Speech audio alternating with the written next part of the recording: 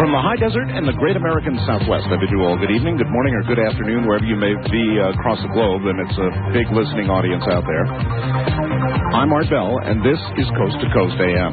And as I did yesterday, and probably will do tomorrow, this program is going to be in open lines all night long. I've thought very hard about this since all of this has happened, and CNN is doing just a superb job, as has been Fox and CBC and the BBC and so many other networks. Just a superb job of getting experts on the air to talk about what happened in New York. And they're continuing to do that, and I'm glued to it just like everybody else is, so I'm not going to regurgitate what they have been saying all day long. I will, however, talk about it. That's a different story. Looking around the headlines very quickly, New York City is requesting 6,000 body bags. Nobody seems to know exactly how many dead there may be. They just don't know.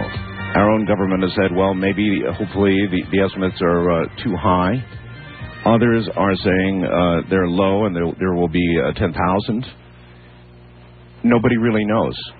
That's one thing they're really not talking very much about. They certainly know the dead among their own, the police and the fire, and that's horrific.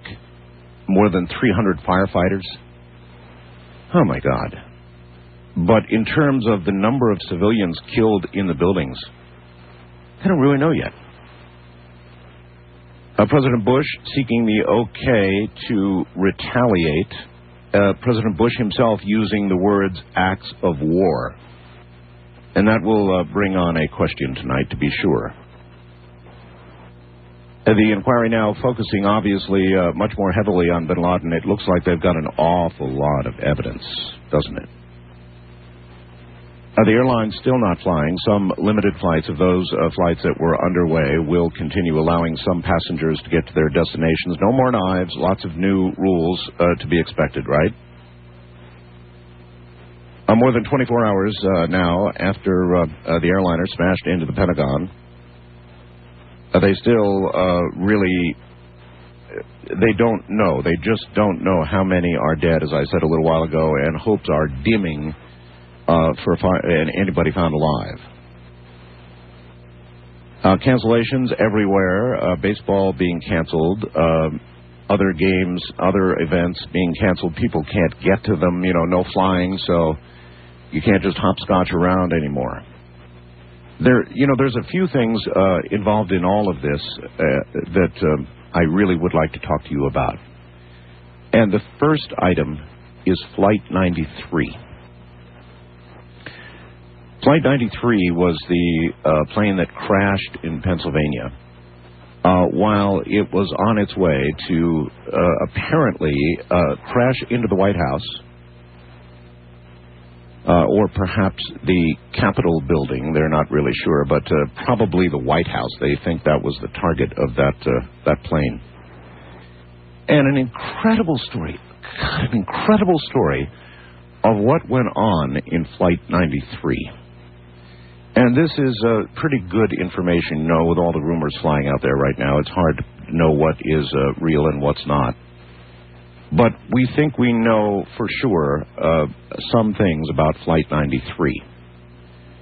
And that would be that as the aircraft was streaking along, headed toward Washington, D.C., after it had made the turn back toward Washington, D.C., there was a passenger on the plane who got through on a cell phone or on the plane's phone, I'm not sure, but got through to a family member who was interviewed by CNN and others, who said that they obviously it was a panic call saying we're hijacked.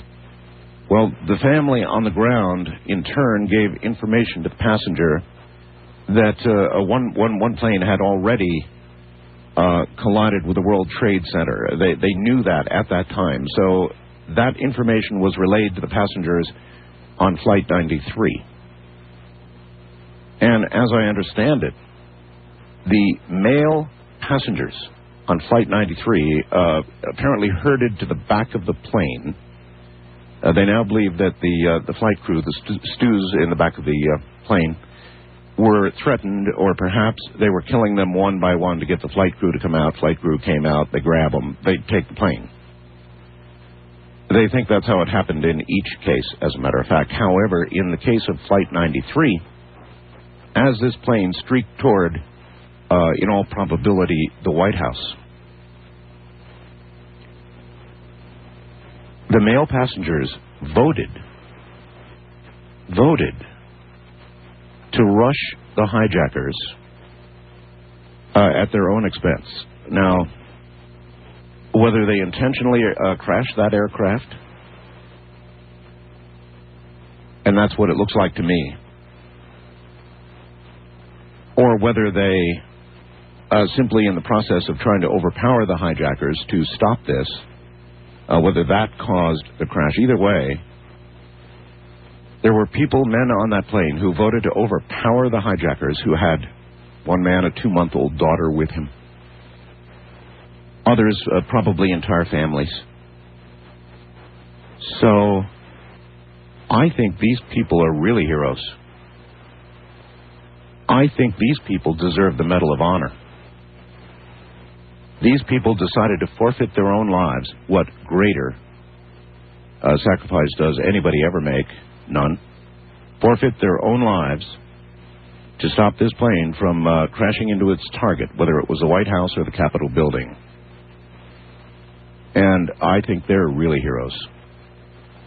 I mean, I tried to sit and imagine what it would be like in your last moments as the plane you were in was headed toward Washington, D.C., with knowledge of what it was going to do, and they did have that knowledge, to take a vote which most surely, one way or the other, was going to end your own life to save the White House.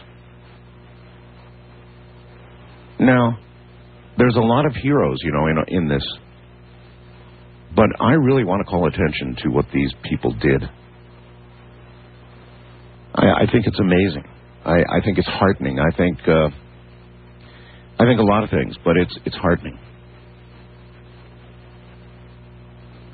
So I'd like your comments on that. Fox News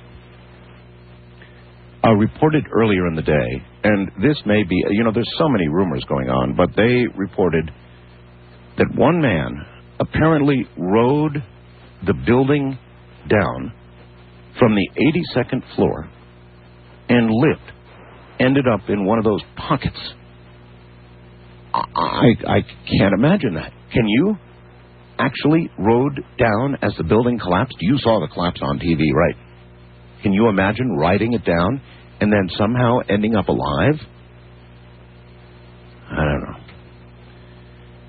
Going to be a lot of this. I do have a photograph on my website, which is very disturbing, which got up there about 15 minutes ago. This photograph is an unaltered, let me repeat, unaltered photograph of one of the moments of the impact. In fact, it really is just about the moment of impact because of the fireball, you'll see, of this aircraft on the one of the Twin Towers. The explosion of the 767 into the second World Trade Tower, actually. And you be the judge. This was sent to us by Matt Massey. You be the judge yourself. But there is, without question, the face of a devil in this photograph, of an evil entity or the devil or whatever, and it's very clear. I don't know about Matt Massey's outline, perhaps showing more than I see in the photograph. I don't see a full devil, as does he, and he's outlined that for you. But without question, and without a difficulty, I do see in that unaltered photograph an evil face. You be the judge. That's on my website right now at artbell.com. It's the damnedest thing. We found these in a number of photographs. You remember the election photograph? And what we had right in the middle of the two candidates, remember that? and a number of other photographs. But there's very little question about this photograph. We just got it up before airtime. If you go to my website, artbell.com, click on What's New, and then photos from 9/11 terrorist attack. It is the first photograph right now there. And below it, what Major Ed Dames, as a matter of fact, I guess we didn't get all of that up. We didn't get the important part of it up. I'll have to talk to Keith about that. There was more to this. I guess if you click and enlarge it, let me see. I think you're going to have to do that. It may be, I think in the entire photograph. Right now, my own website is slowing down as zillions of people go up there following my direction, so I've just slowed myself down to the point where it's going to take me a minute or so to get this photograph. So patience, everybody. There's a lot of traffic up there right now. At any rate, the drawing that Ed Dames did send me, I faxed on to Keith, and he has put up on the website of where he believes this attack originated. I'd like to say something about the Canadian people, because I know I'm speaking to almost all of the Canadian people, covering Canada coast to coast as we do the U.S. and beyond. The Canadian people have been fantastic throughout all this. About 17,000, is it, people who are being provided hospitality by Nova Scotia and throughout Canada, as a matter of fact. For planes that landed in Canada, still nothing is particularly flying, and so these people are stuck in Canada, and these Americans, for the most part, are stuck in Canada. And the Canadian people have been wonderful. Big-time friends. Now, make no mistake, with the incredible amount of uncovering of evidence today, there's going to be an attack. We indeed are going to attack someone, somewhere. Possibly Afghanistan, the Taliban, and if you listen to what the president has been saying, an act of war, his words, an act of war. And he was very clear about those who harbor people like bin Laden and company, and so that would include Afghanistan. One would imagine at the high side of what we might do, an attack on Afghanistan. Now, what would that mean? That would probably mean an attack on their military capability, whatever that would be. It may well mean an attack on their infrastructure, power plants, that kind of thing. We don't attack intentionally civilians at all. So at the high side, all I can imagine, of course, there could be other countries involved as well.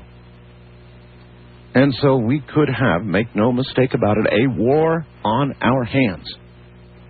Most of the newspapers that all these networks review every night talk about acts of war and war, it's war, headlines like that. So it may be war.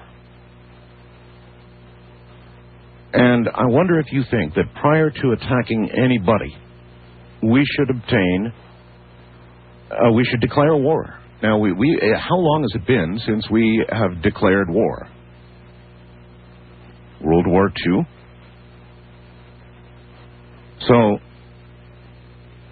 shouldn't we declare war? Or is that not important? Have the days of declaring what you're going to do become moot? I'm not sure. What do you think? I somehow think we probably ought to. So should a declaration of war be made prior to any attack, which obviously is coming? And I have one more thing I want to talk about with you, and I will, after that, open the lines and do exactly what I've pledged to myself. I have had, I bet, 100 offers of, experts to come on the air and guests who would like to come on the air about all of this. But I am declining them all because I think the right thing for me to do is to let you have a voice. Simple as that. I don't hear a lot of that going on. I hear wall-to-wall coverage, which is great, and I'm watching it myself, as I'm sure many of you are. I don't hear a lot of open lines, so I'm going to continue to do that. At any rate, stay where you are. We'll be right back. All right. The other thing that I wanted to touch on before we open the lines tonight is Fox was doing some interesting coverage earlier in the day, and as part of that, they had a man who's running around with this new technological invention they call the video phone, which is amazing to get that much movement over a POTS line, whether it's from Afghanistan or here in the U.S., is astounding. That's plain old telephone line, by the way. So they said a man, somehow one of the Fox reporters got permission to do what nobody else had done, and that was to go virtually to ground zero and observe what was going on. And oh my God. He took pictures as he went, and as they properly pointed out, it's not just the World Trade Towers that are gone.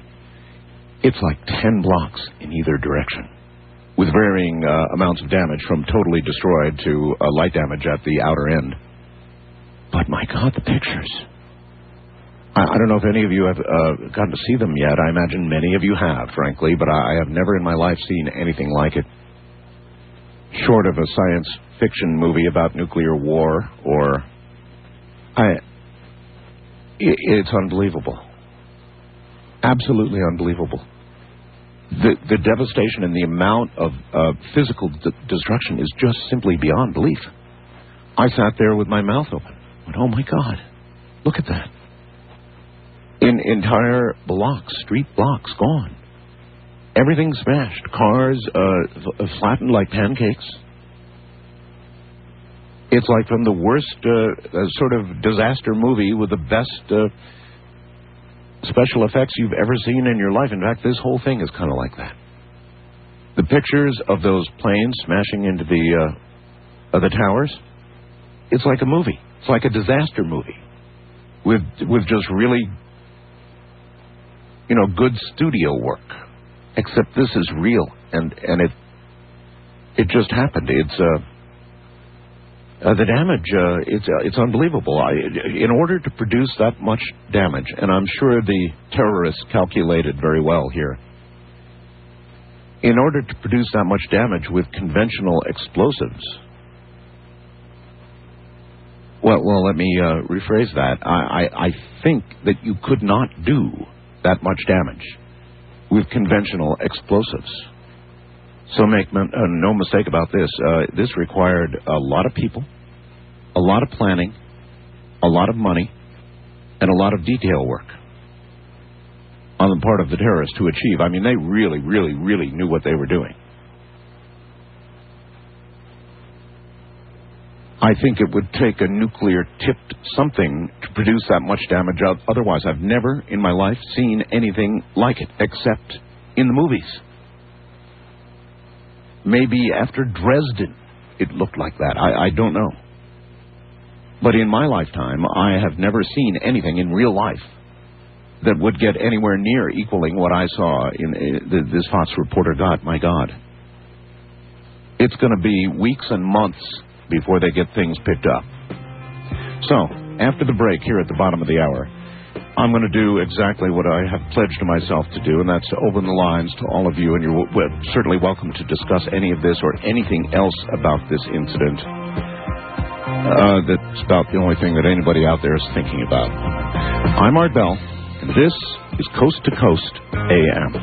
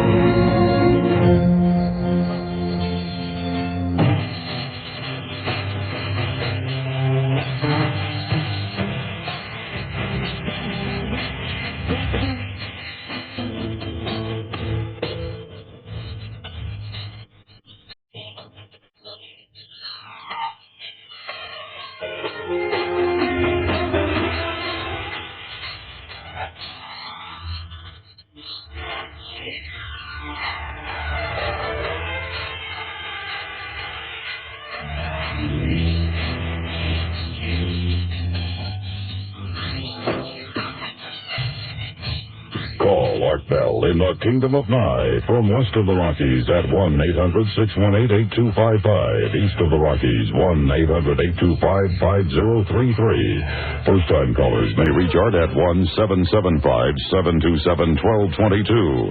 And the wildcard line is open at 1-775-727-1295. To reach Art on the toll-free international line, call your AT&T operator and have them dial 800-893-0903. This is Coast to Coast AM with Art Bell from the Kingdom of Nye. In fact, let me hit that a little harder.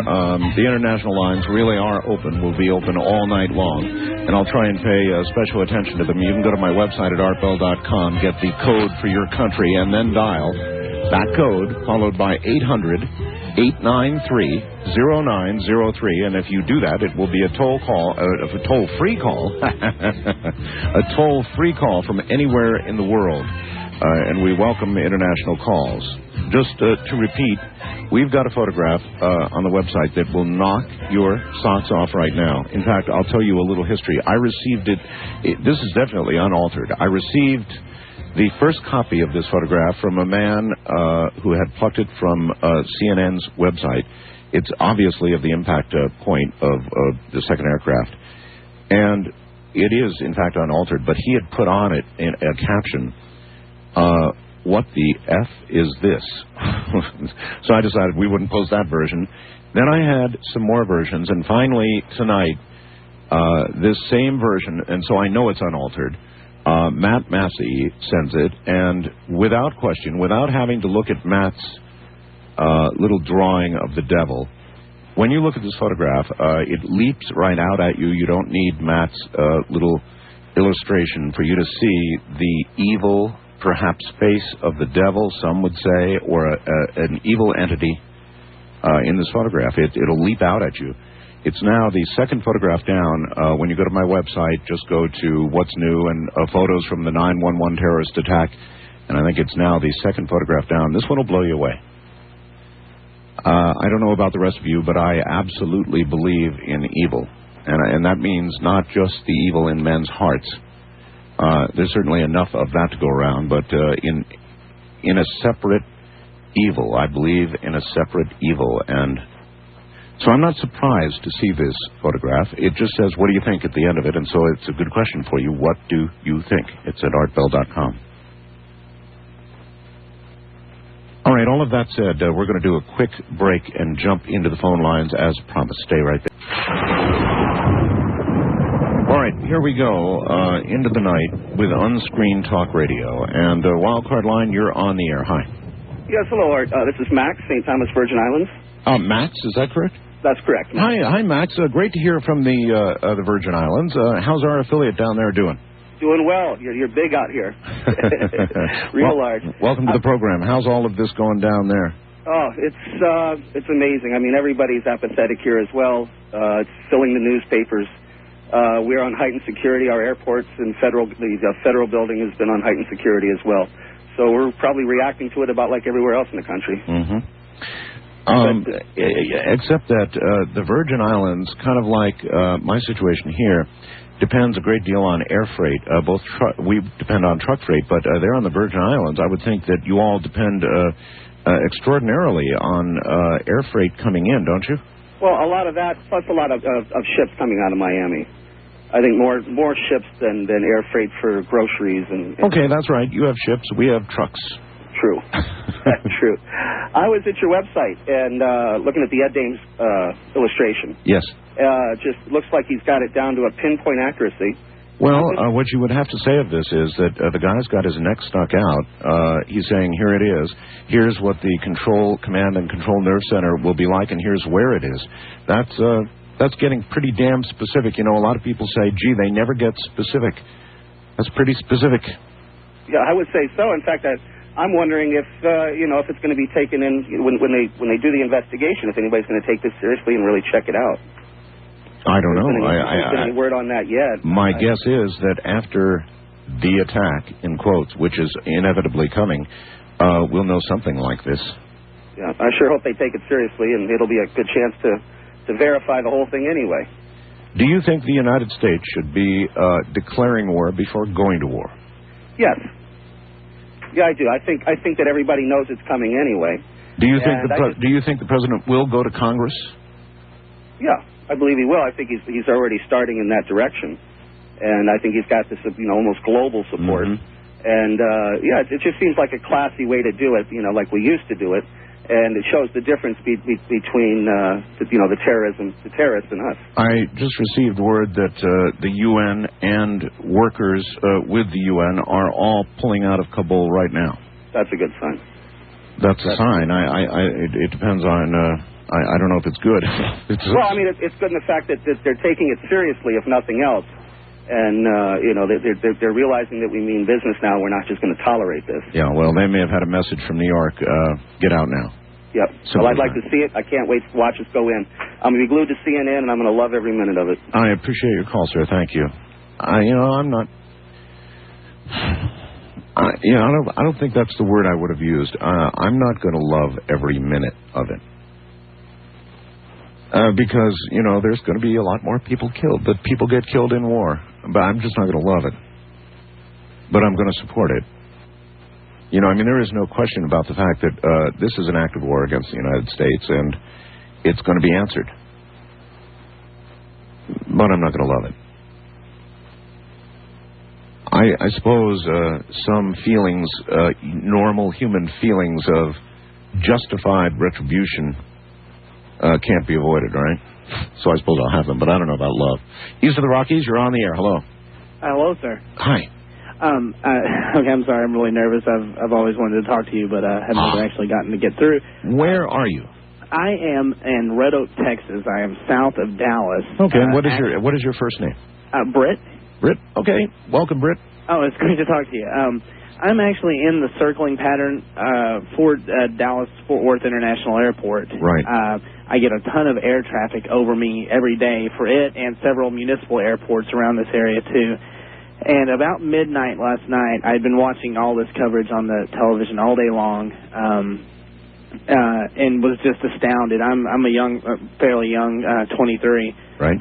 Had no clue what it was like back in the 60s, living under the threat of nuclear war or anything like that. And this is, the kind of mentality that had taken over everybody, especially in the early part of the events that happened yesterday. Tell you something, Britt, in a way, back when we did live under that threat, and, when I was a kid, I was under my desk, duck and cover, here it comes. So I went through that, and in a way, certainly, retrovision is 2020, but we were safer then than we are now. Yeah.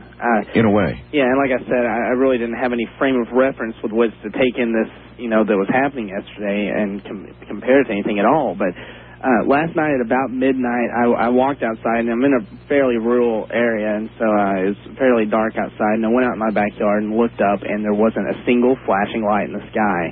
I know. And that's when it finally hit and became real to me. I said, something happened today that has absolutely changed this planet, and I look up in the sky, there are no airplanes. It's because this happened today that I watched all day long on television, and now I look up, and it became real at that point. When I looked up, there wasn't a single plane in the sky.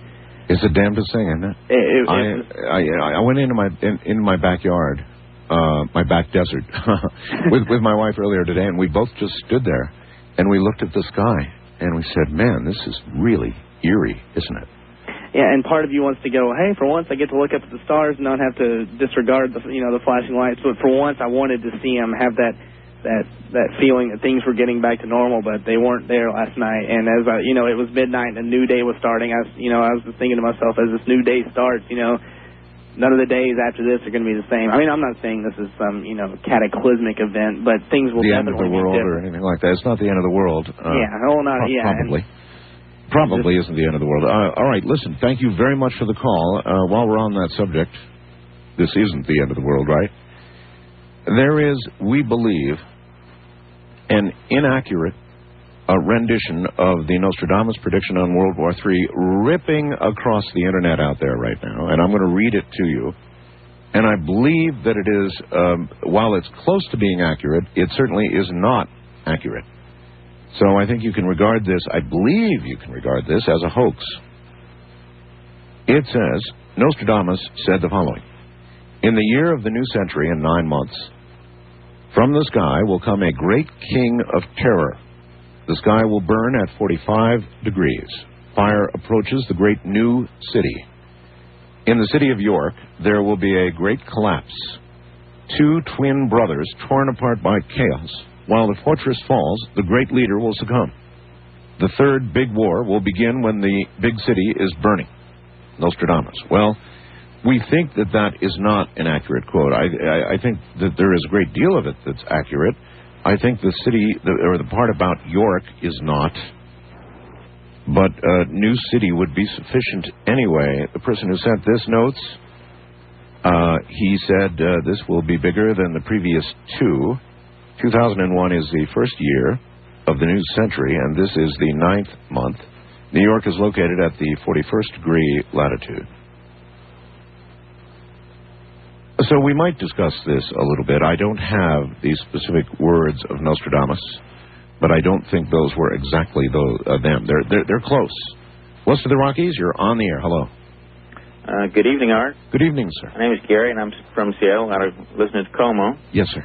I really appreciate you doing this. I think the country needs this. You know, we've all suffered a great psychic shock, and we all want justice, but I think we all need to be thinking carefully about our steps that we're going to be taking, like you said. I did the whole program all day long yesterday. I was in shock, and I did the program in shock, and I'm not sure I'm out of it yet. I'm a little bit better today than I was yesterday, but I was really in shock. Well, you weren't alone. I heard every commentator on TV, and they all said the same thing. They said they felt shocked, so you certainly weren't the only one. Well, shocked and in shock are kind of different things. I was sort of in a different state yesterday in that it almost, and a lot of it today, too, as I look near ground zero, it almost, you've got to suspend belief. You look at it, it's like a movie. Yeah, I wanted to comment what you said about the building quickly, because I heard one of the fellow, in fact, it's the famous demolition group that brought down the Kingdom up here, and they're known worldwide. He said he looked at that, and it's his opinion that it was the fireball that brought it down. But the other thing I thought it was interesting that he said, and it goes along with what you said, there's a huge amount of damage around there. They're expecting 2 more buildings to collapse. He said the highest building that his group had ever brought down was a 49-story skyscraper, and no one in the world, he thought, even knew before this happened what the effect of bringing such a huge building down would be. Yeah, well, I don't think they ever bring down buildings quite like that, even though it fell as one of our casinos might fall in Las Vegas, almost straight down, which was amazing, cascading on itself. In fact, it was a miracle. The people that helped design that are from around Seattle here. In fact, I heard them talking. They said only because of the outside building being designed a certain way did it pancake. Otherwise, it would have fell over sideways. So we're extremely lucky because that would have killed a large number of people beyond what it did. Apparently, once the temperature got to 800 degrees or so, the metal melted and the rest then became inevitable. And I wonder if the people inside the building, in all of that time, because there was some indication, some people were told that everything was all right in the building, on PA systems or fire systems or whatever they had. They were telling people it would be all right, and they might not have known it's not going to be all right. Yeah, I think there's a huge amount of chaos, and I don't really think people knew what was going on outside. Let me bring up 2 more quick things, and maybe, hopefully, the rest of the program, some other people might want to discuss this, and then I'll get off here. But since I work here in the town of Bowling, I talked to a friend of mine. I've only had one other person on the show bring this up who was a pilot. He said this could all have been prevented if the flight crews had not been taken over. Now, what I'm wondering is why no one is talking about why we are not doing this is reinforcing the bulkheads. And what I think we should be doing is what he said is we should be putting a bulkhead on there with like stainless steel and Kevlar. Yeah, I always thought the cockpit doors were awfully flimsy, on any plane I've been on. Yeah, there's simply no way that a passenger, there should not even be a handle on the outside that the passenger could even get in there. All that said, though, sir, let me ask you about what you think about the people, the men of Flight 93. Oh, I agree with you. I believe that they were heroes. I don't know if we'll ever know for sure, but I believe that they were. In fact, a friend of mine even brought up an interesting thing we discussed today. The other flight did at the Pentagon, they know now from tracking it, it was headed for the White House, and they think it was going to go to the White House, and the Pentagon was its backup. That's right. And he said, because you think about this, the people on there probably didn't know that most of those planes were going to be crashed because they just knew they were taken over. And the people heading for the White House, they were low enough, they might have figured out that they were going to crash it into the White House, and maybe there was a struggle because that plane slowed down and turned sideways. Well, they knew that one plane had already slammed into one of the towers. We know they knew that, and we know they took a vote. Can you imagine? Can you imagine? I mean, you would know almost for sure what would happen if you, without pilots, just as a bunch of passengers who took a vote, went up and rushed the cockpit. You know how that's going to turn out. I'm just saying, he was just saying that, think of the psychic shock detonation if they'd crashed it straight into the White House. Oh, I know. One other thing, Art, that maybe people want to comment on, I'll get off here. We were talking about bin Laden. Bin Laden is being given sanctuary in Afghanistan right now because they're no longer selling as many drugs, and he's paying most of the cost for the Taliban. He also has camps in Pakistan, and vis-a-vis what you talked about last night with Ed Dames. Right. I think we should all be thinking seriously now. I think the Congress finally is about terrorism and people coming into our ports and bringing in biologicals and weapons rather than missile shields. Vis-a-vis the Pakistani dictators, they have nuclear weapons.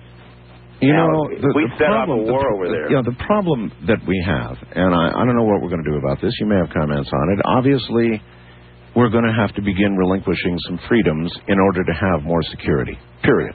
That's a fact. Right. Some.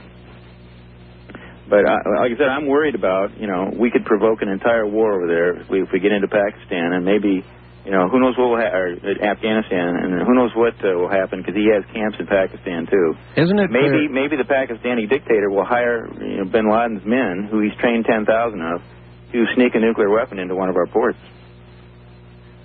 I know. Listen, I appreciate your call. I know what you're saying, but last night I said to you, and I say again tonight, we have been shocked, we have been saddened, but we sure as hell have not been defeated. They're gonna about find out how undefeated we are as a nation. Sure, it knocked us down, but not out, not by a long shot. However, if as a result of what happened in New York, we have to virtually remove so many freedoms in our quest for safety that we become something other than what we are, a constitutional republic. If so many freedoms are removed that the Constitutional Bill of Rights doesn't mean what it once did, then in a way they win. So it's a real dilemma. First time caller line, you're on the air. Hello. Hello. Hello? Yes, sir, you're on the air. Hello? Hello. Hi, how are you? I'm okay, sir. Where are you? I'm in Martinez, California. And your first name? My first name's Phil. Phil, okay. I'm not going to go for the removing of freedoms. I'm going to go for excessive force against the perpetrators of the crime. I believe that you're right, that there is evil, and I believe that Allah is evil. And I think that we know who all the terrorists are around the world. We know what the organizations are, Hezbollah, Fatah, bin Laden's one. We know who's harboring them. We know where their money goes and who has it. And I think the thing to do is to draw up a list of the leaders of these organizations and their lieutenants and their most active people. I mean, I want to stop you. I don't think Allah is evil. I think some who follow Allah and do things in Allah's name are evil. Well, they all profess a hatred of Christians and Jews and No, they don't. And a need to convert the infidel. No, they don't all do that. It seems that way to me. That's because we're watching the press. You and I are watching the American press, which concentrates on that because it sells. But not all. That's the radical fringe. And listen, we've got radical fringe right here in good old U.S. of A. No question about it. Yeah. And I don't want to succumb to that radical fringe and lose my constitutional freedom. And I think what we can do, Art, is we can draw up a list of every known terrorist, and we can tender it to the Muslim countries and give them 72 hours or 10 days to deliver every one of those people to us, or we can take out Mecca for 1,000 years.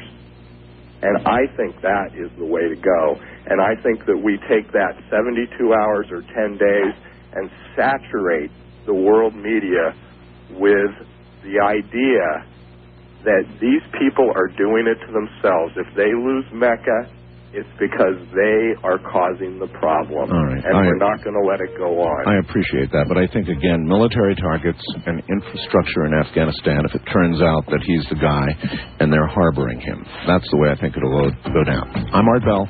Open lines all night long. This is Coast to Coast AM.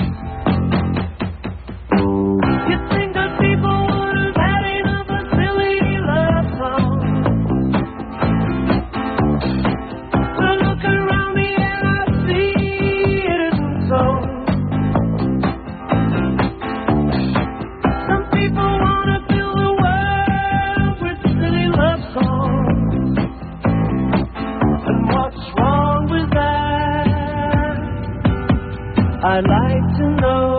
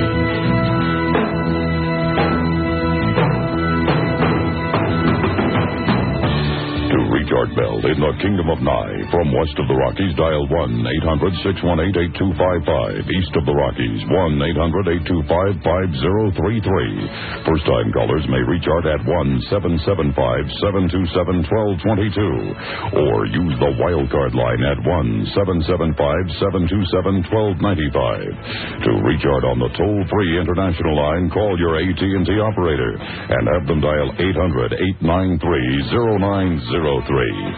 This is Coast to Coast AM with Art Bell on the Premier Radio Network. It certainly is. Good morning. We are not going to have a parade of experts on this show, nor a plethora of guests. However, if you have been a past guest on this show and have something you wish to contribute to the conversation, I will speak briefly with you, as I said last night, and that would apply, I suppose, to anybody in the category of some kind of expert or somebody who has something to contribute of exceptional quality. If that would be you, then you're welcome to call our network tonight. There's going to screen calls for me. I should have mentioned this last hour. And occasionally we may put somebody on. So my network in Medford, Oregon is area code 541-664-8829. You may call that number now, and they're going to act as kind of a screener for those that really do have a reason to be on the air. That's area code 541-664-8829. Otherwise, it'll be open lines all night long. In a moment, I've got a couple of very important things for you. Just breaking Associated Press. They're now saying that they believe as many as 50, I repeat, 50 people were involved in this plot to do what was done in New York. Now, you think about that a little bit. 50 people involved. How could they possibly have kept anything quiet with 50 people involved? And yet that's what they're saying.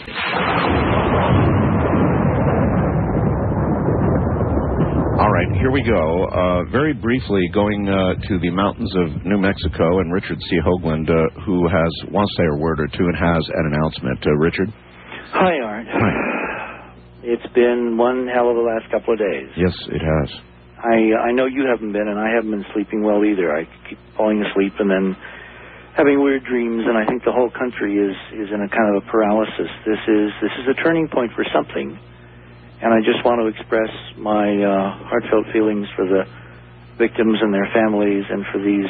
I mean, I really admired what you did for the guys on Flight 93, because I think they really were heroes. I think this is the one little ray that comes out of this. under times of extraordinary duress, we find what we're really made of. That's a pretty big ray, in my mind. It's incredible what they did. Having their families on board, knowing what was going to happen, they decided, obviously, to end their lives. I mean, that's as big a sacrifice as it gets. And I also think that maybe the passengers on Flight 77 also should be thought of in a similar vein, because according to Fleischer this afternoon, they had credible intelligence that that flight was the one that hit the Pentagon, was headed for the White House. And for some reason, it didn't. It diverted. Right. But and this is important, Art, it hit the wrong side of the Pentagon. Mm-hmm. And if you had the amount of planning, you just said AP's reporting 50 people involved. That's right. We know some of them were training as pilots 15 months ago now. Right, in Florida, I believe. An incredible degree of sophistication, organization, planning, money. I mean, this was extraordinarily well carried out. So why would you hit the wrong side of the Pentagon? I don't know. Why would you change targets? I don't know the answer to any of that. Exactly. So those two things tell me, when I say the wrong side, I mean on the other side from the Navy side, which is where the aircraft hit, was the Secretary of Defense Office, Donald Rumsfeld, and the Joint Chiefs. If you're going to do this, obviously you'd be aiming to take out the top. All right. So those two things indicate to me that there was some last-minute problem intervention, maybe on that aircraft. Maybe, but that's a maybe. That would the other one we absolutely know, because we know they took a vote. That's right. All right, Richard, I believe you have an announcement. Yeah, I just wanted to say that because of the gravity of the situation and because of the inappropriateness, I think, of doing anything but going through this as a community, as an American family, I've decided not to appear at the Bay Area UFO Expo in San Francisco this coming weekend. We put a notice on our website with appropriate condolences, as I said, the victims and their families. I've talked to some of the other speakers, and there is a definite sentiment that we should postpone this, and I would hope that people would think of it in that light. But at the very least, on your own personal part, you will not be there. Exactly. I understand completely. Richard, we'll be in touch. Thank you.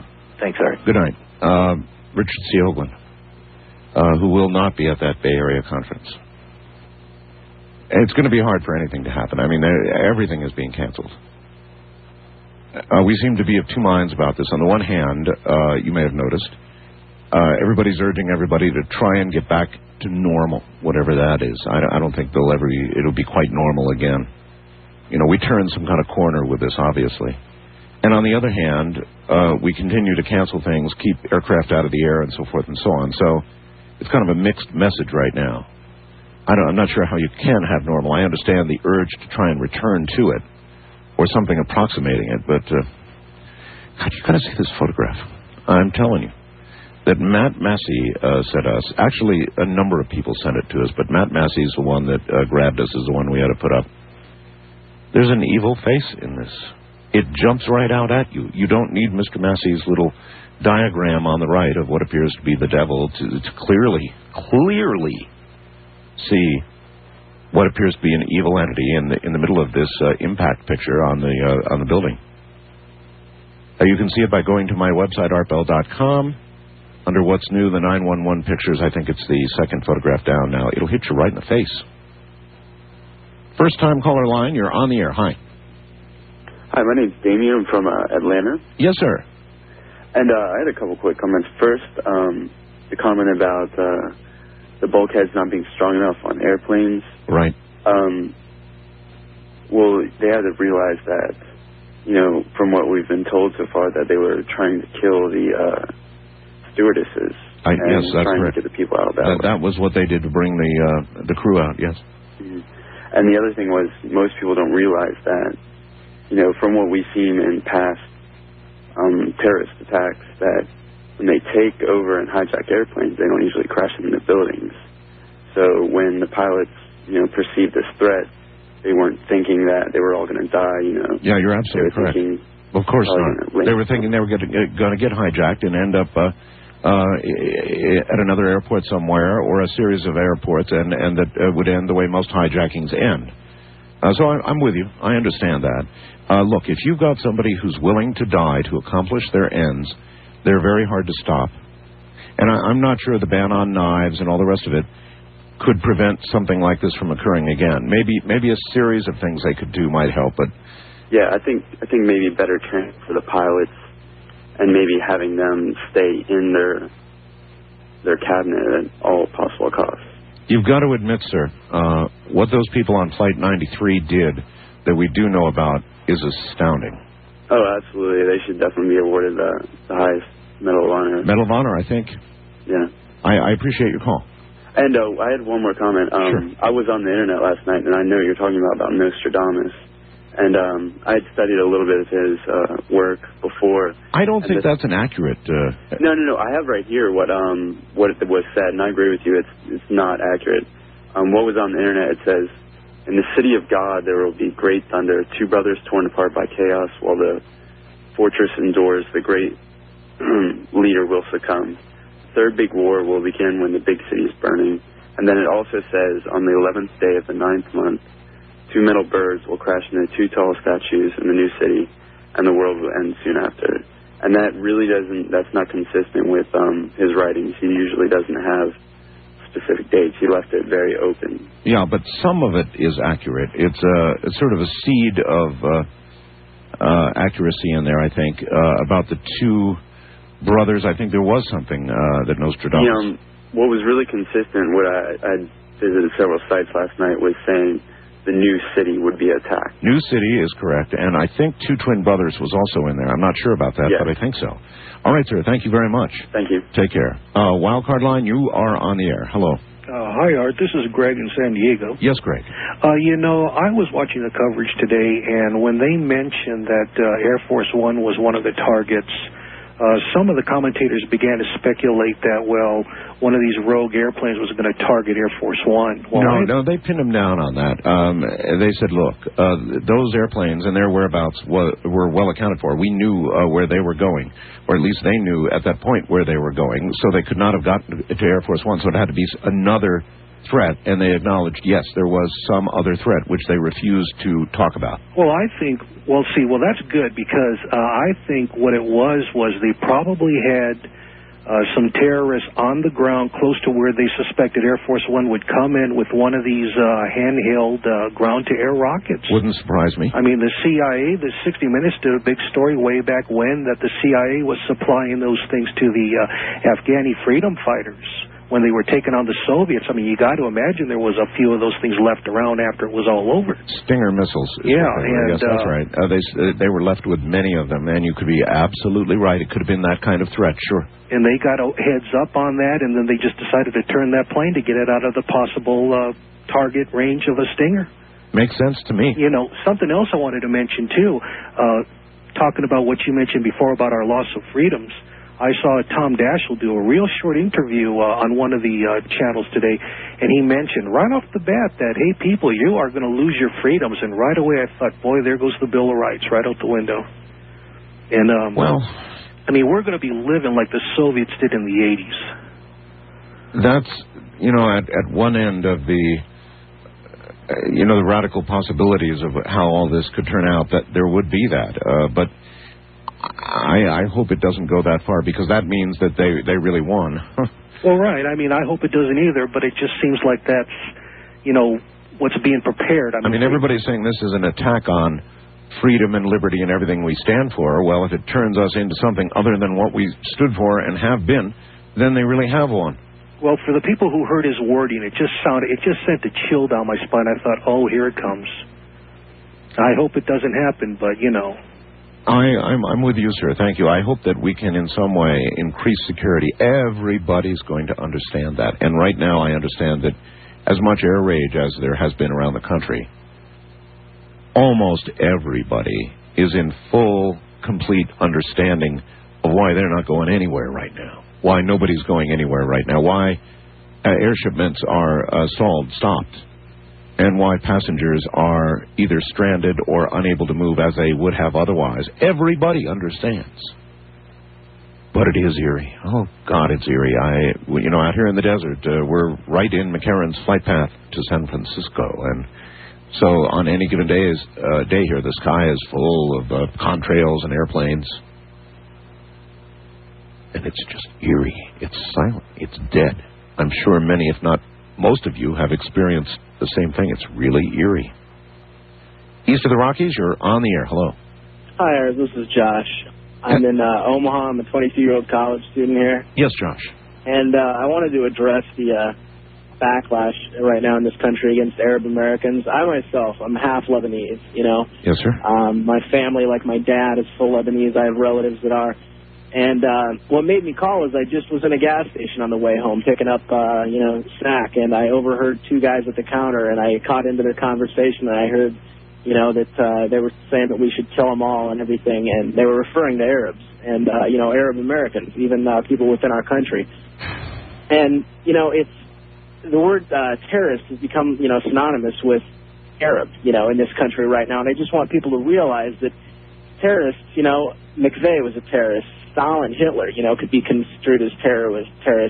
David Koresh, they didn't have any Middle Eastern descent or anything like that. And, it's sad that, this is like a time when we need to come together most of all. And, this is ripping us, apart internally. These are base instincts, and I agree with you completely. It's horrible. I wonder how we change it, how we try for once not to go there, or is that just impossible because they are such basic human instincts? What do you think? Well, yeah, I mean, people they want somebody's head on a platter right now. They're not going to rest until somebody's crucified, and anger and stuff, it does get in the way. Yeah, but haven't we come a long way in America from wanting a head on the platter to wanting any head on the platter?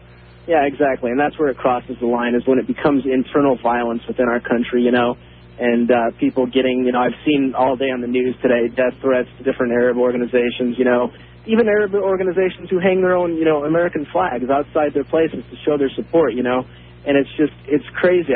One thing I really think, and I want everybody listening to know, is if you are, feel like that violently towards internal, people inside our own country that are Arab Americans, then, you're no different than the people who did this attack on America. I don't think anyway. That might be just my opinion, but, Well, it's my opinion, too.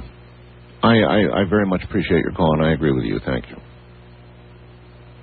That's right. Then we don't differentiate, we don't delineate, do we, between those who did it and those of the same skin color or religious persuasion or whatever. And if we don't do that, then we're not much different, are we?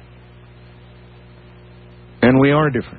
We don't kill innocent civilians. We don't try and go out and kill innocent civilians.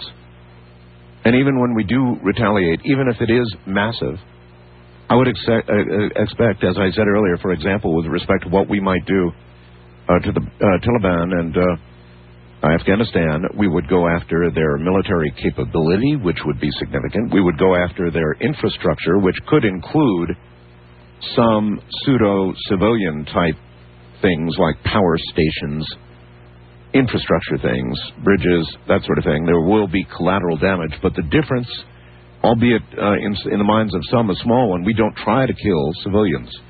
We try to accomplish a goal.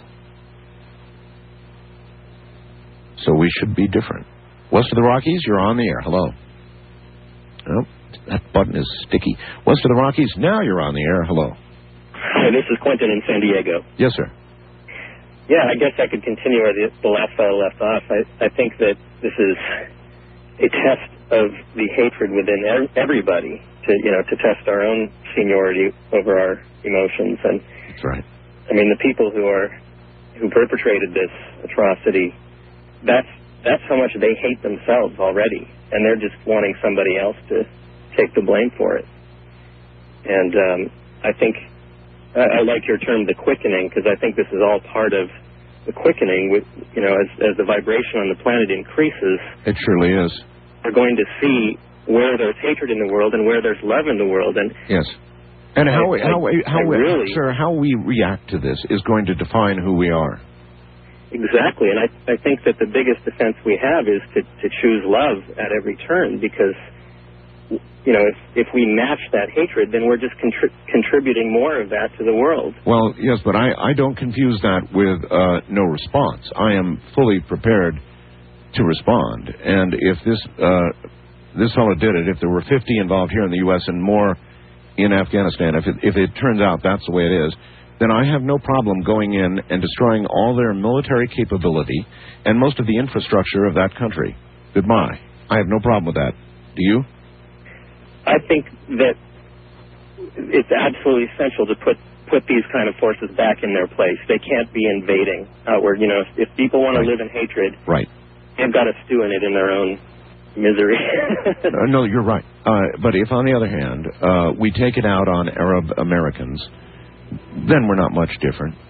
No, we're not. And I'm really surprised how many people there are who confuse this fanaticism with the Islam religion or the Arab races. Because I know. It's as I said, it's a base instinct of humanity.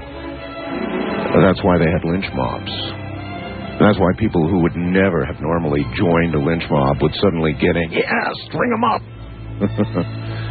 It's a base part of the human brain. You know, that early man brain. From the high desert, I'm Art Bell, and this is Coast to Coast AM.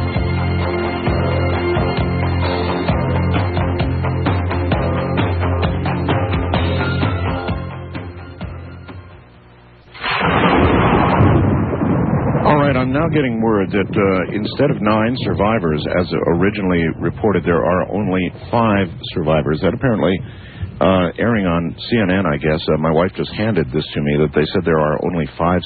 Wonder how they could get that wrong. That they have 9 as the figure for, what, the last 15 hours or so. So now we learn it may be just 5 instead of 9. That's remarkable.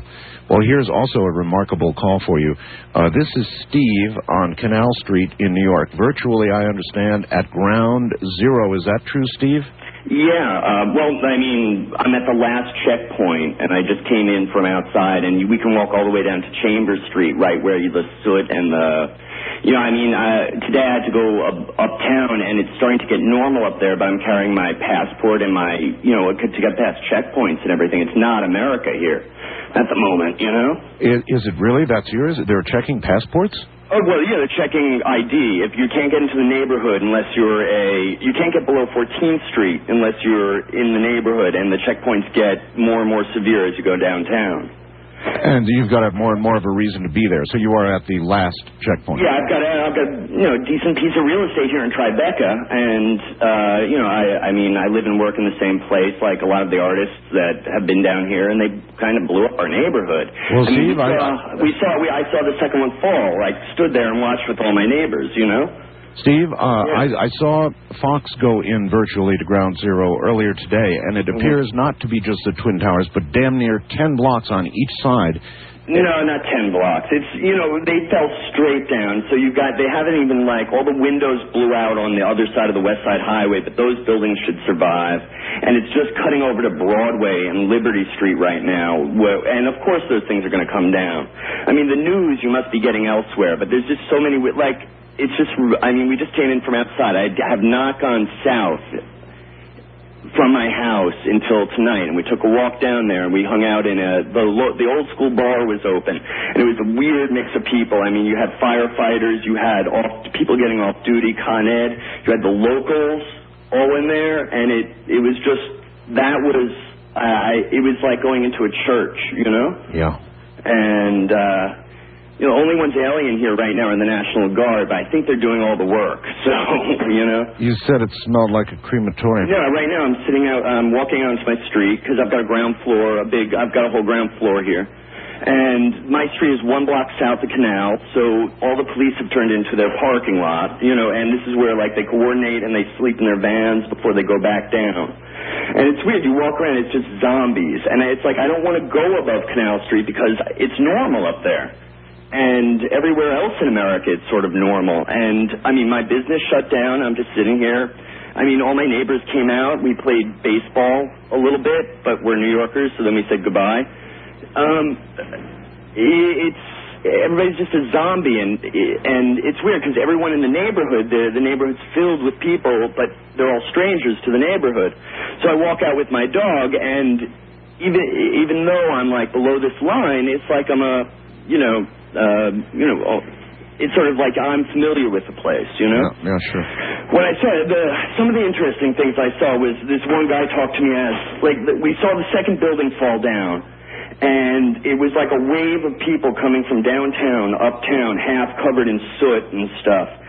And then they all sort of left, and it got quiet, and then it was like a wave pulling back, and all these people with cameras and onlookers and like almost vermin came flying back into the neighborhood, you know? And now everybody's pushed out above Canal Street, and I can just walk around. I can walk anywhere I want. I understand, Steve. To me, it looked like all the movement of the people you were talking about. I saw those photographs myself. It looked like a scene out of Armageddon. See, I had no idea. Since a few hours after it happened, they cut off cable and everything down here. I've got AM radio on my computer.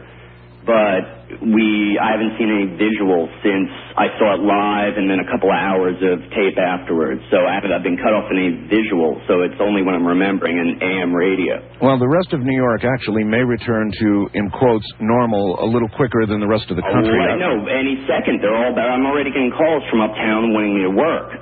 You know? And I'm like, I had to turn down I'm a photographer. I had to turn down a cover shoot. I couldn't get a Dunkin' Donuts cup because they blew up my Dunkin' Donuts.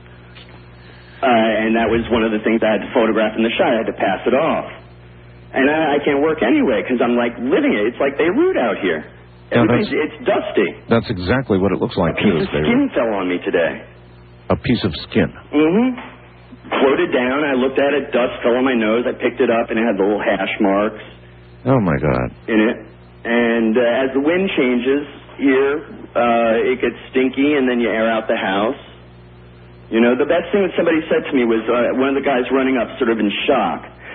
He had seen a whole bunch of people fall out the building. He was right across the street at the 3 Financial Center, whatever it was, a messenger guy. And on his way up, he saw this very well-dressed businessman, and he was just shocked. He's like, and he was a friend of his. They talked to each other all the time.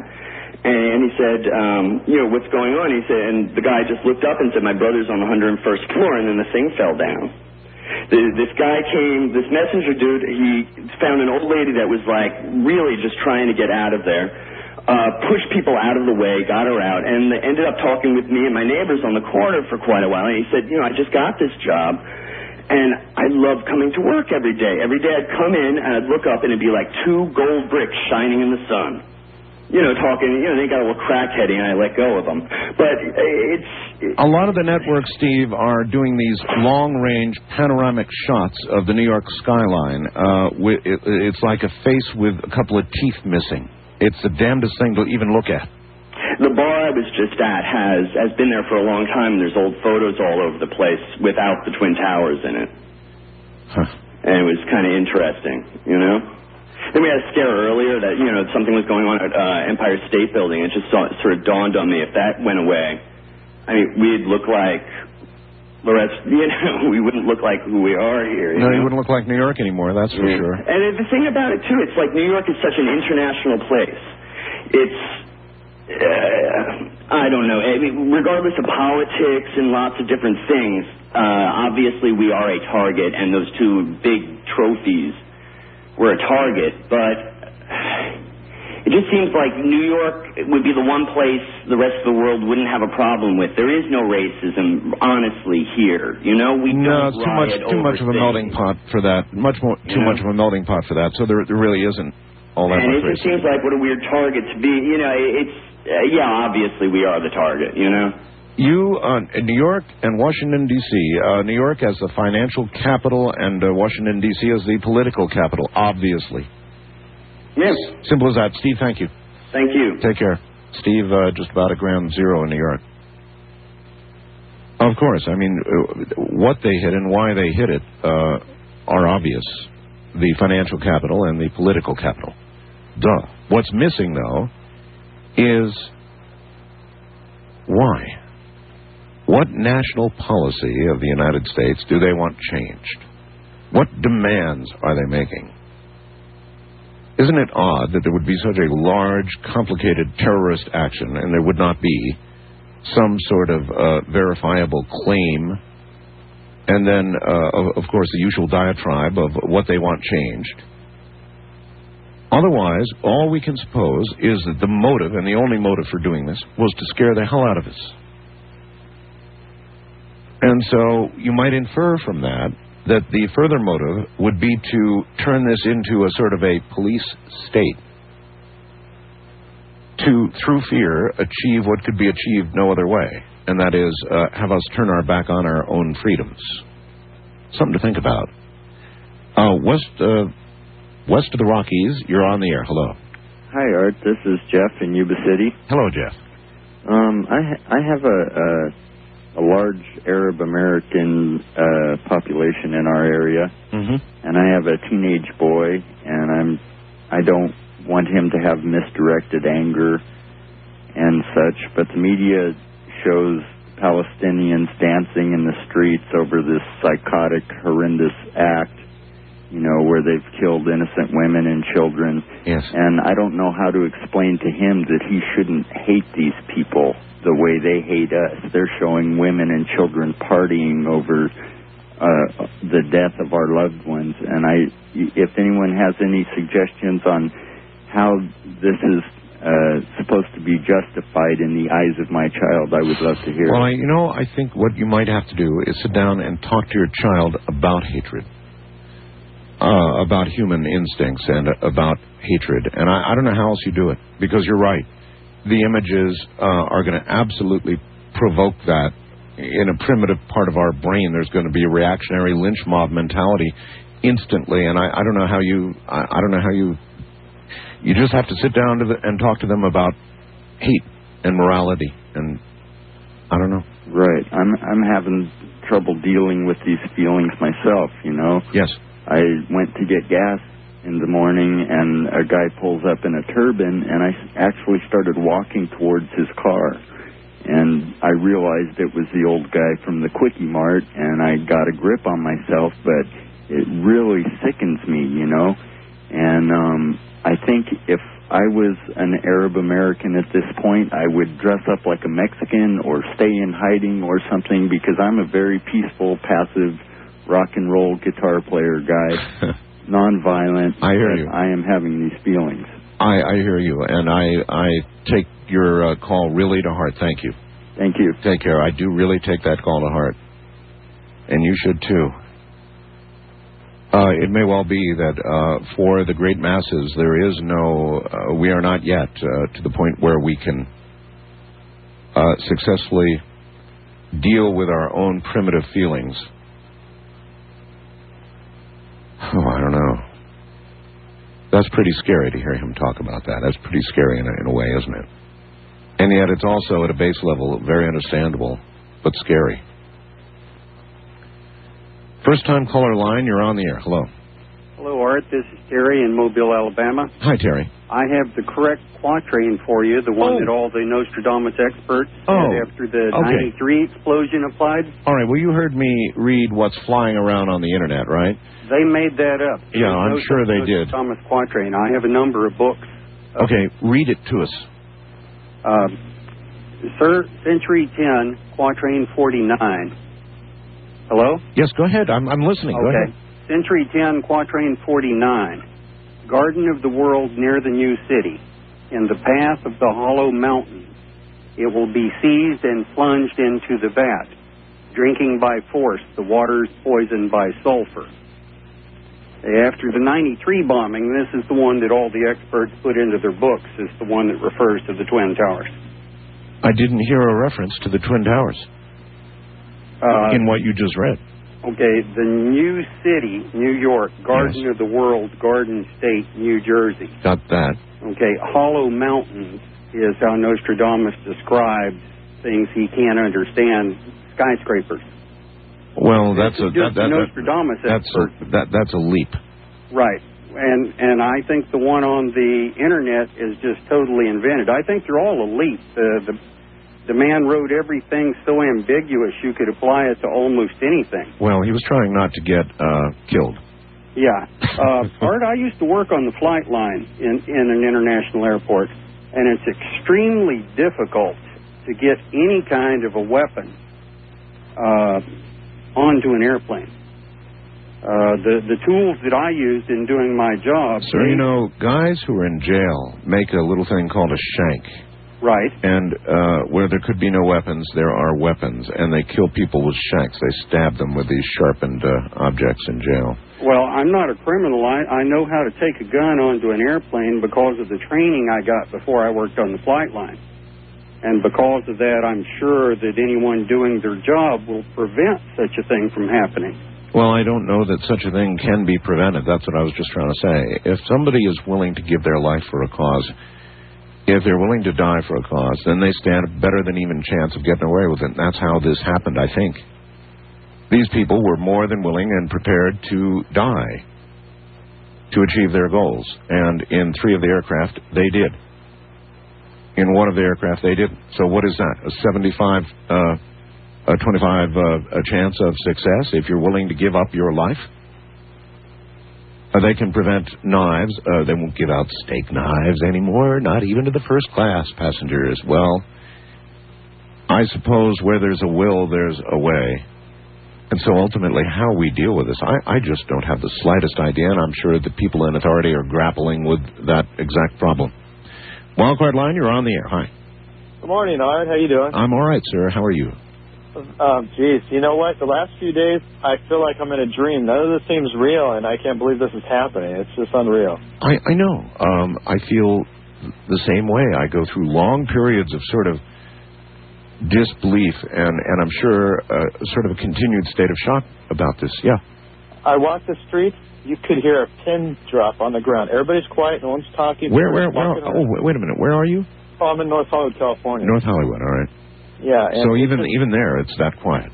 Yeah, it's quiet. People are walking around just looking at each other. And I see other people, you know, some people that look maybe Middle Eastern. It's ironic. I see people staring at them really hard, like with hatred. Yeah. I'm like, God, what's happening to us, you know? Well, Steve was wrong about one thing. Steve from New York, who was on here a little while ago, almost at ground zero, he was wrong about one thing. The rest of the country has not yet, by a long shot, even despite calls for it, returned to normal. We're not back to normal. No. Not the slightest. What's really scary about this, I'm not really scared about what happened in New York. I'm scared our country, this is a gem of a country. We're so clean, and our country has never been touched. It's been seriously scarred, and it's been knifed, basically, in a horrible way, and this has never happened before. The only thing that comes close to it is when the Japanese attacked Pearl Harbor, right? So everybody has said, but it's my view that this is a far more cowardly act than was Pearl Harbor. I think you're going to find more people were killed in this attack than Pearl Harbor, but in this attack, the difference is that they went after civilians, innocent civilians, women, children, business people. It was a civilian target, at least at Pearl Harbor. Though it was a dastardly sneak attack, the Japanese were trying to disable our military capability to project power into the Pacific for obvious reasons, with the war beginning, right? In New York, there was no such effort. This is pure terror.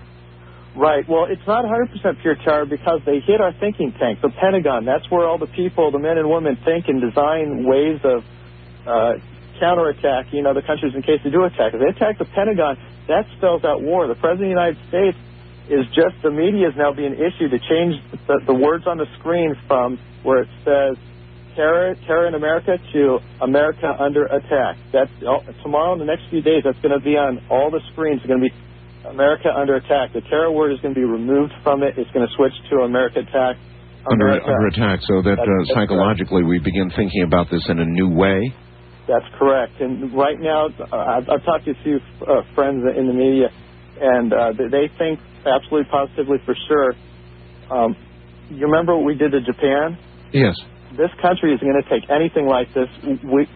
We always, when someone harms us or threatens us... Sir, can you hold on? Yes, I can. All right, we've got a break coming up that I can't avoid.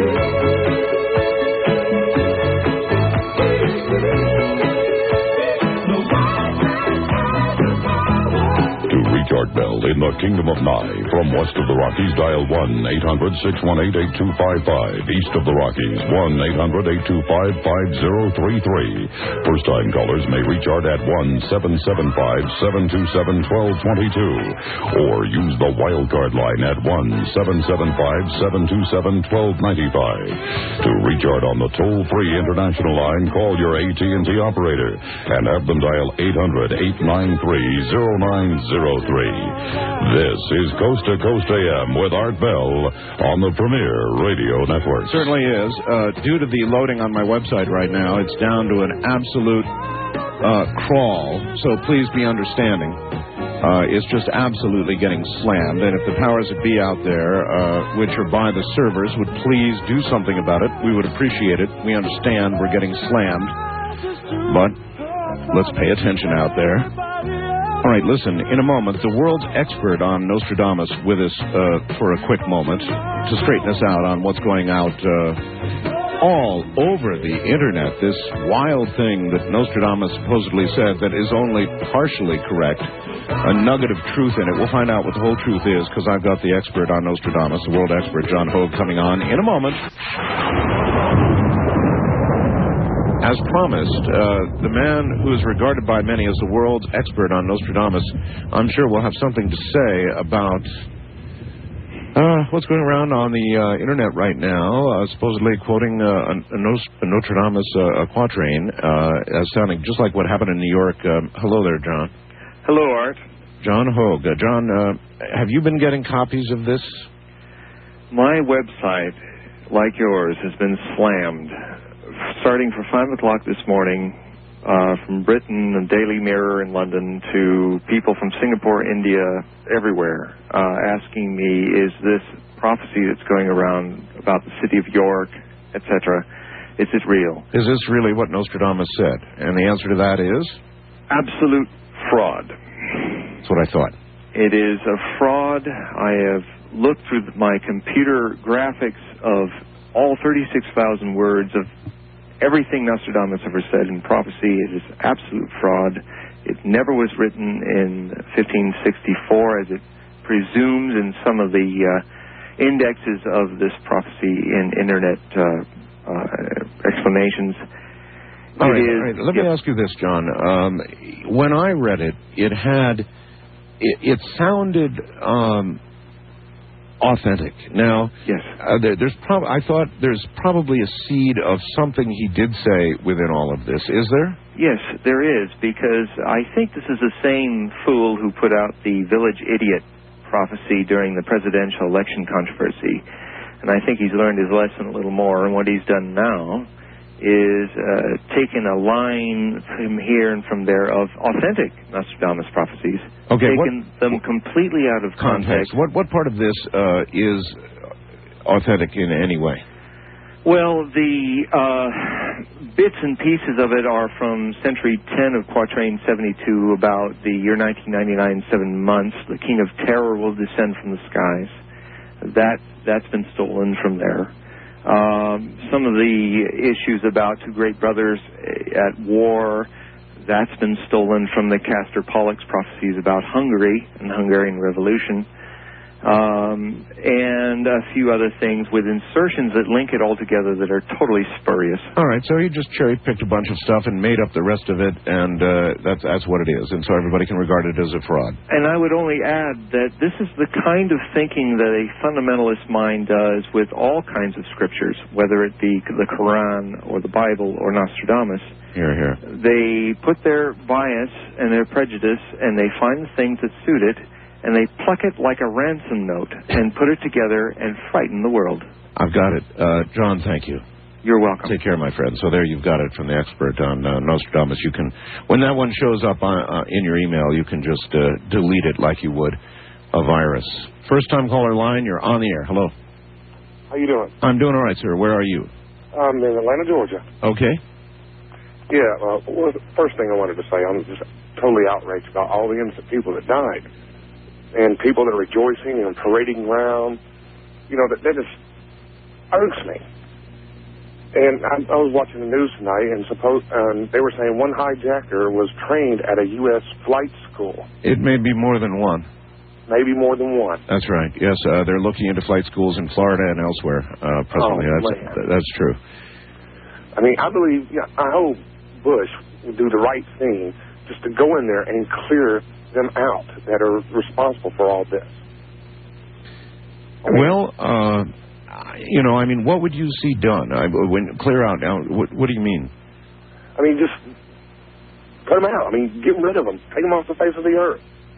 And if they could make a law of not letting the Iranians or Iraqians or Palestinians ever to step foot in this country, that would solve a lot of problems, I believe. So just don't let any more Palestinians or Arab extraction people in? Is that what you're saying? Oh, yeah. No. I mean, yes, that's what I'm saying, but never to let them step foot in our country. Because, they take over, they, get these businesses going. It's taken, from the United States of people, the people of the United States. All right. I hope, you there? Yeah, I'm here. I'm not necessarily happy with what I'm hearing from you, but I'm here. Well, I'm sorry that you're not happy. You're an American. But what you're doing is indicting an entire people for what a fringe radical group has done. Now, there may be cause to, as the president said, go after the government that harbors these murderers, these terrorists, but that doesn't mean to go after a whole people as you would do there. That's exactly, frankly, what I've been talking about tonight, and others have been talking about tonight. God, that's dangerous. It's our primal selves. I understand that, but we can't do that. Not without being what they are, or turning ourselves into something other than what we thought we were or are. We've always had our hands open to the world's underprivileged. And I know it's not politically popular these days to retain those sentiments, but they were written there for a reason. And if these terrorists manage to change us into a police state so we're all safe for our own good, or they turn us into haters so much that we turn into a virtual lynch mob, then they have succeeded. I'm all for a heavy response, but an appropriate response. An appropriate response is to go after these people, Bin Laden and company, and kill them. Now, what might that mean? Let's fully understand. What might that mean? Does that mean safe, easy, let's push the button on cruise missiles? No, it means more than that. We've missed Bin Laden that way plenty of times. What we will have to do, if we really want to get him, is to go in and get him. To put U.S. Marines, as we always have, on the ground in Afghanistan, no small matter, and go and get him and kill him, or bring him back and put him on trial and kill him. Then, as far as the country of Afghanistan and other countries that have harbored people like this, if that's what turns out to be true, and it's certainly going in that direction, we have every right then to take apart their military capability, take apart their infrastructure. But we dare not go beyond that. We dare not begin killing civilians, because then we are as they are. And so that kind of call just really scares the hell out of me. Wildcard line, you're on the air.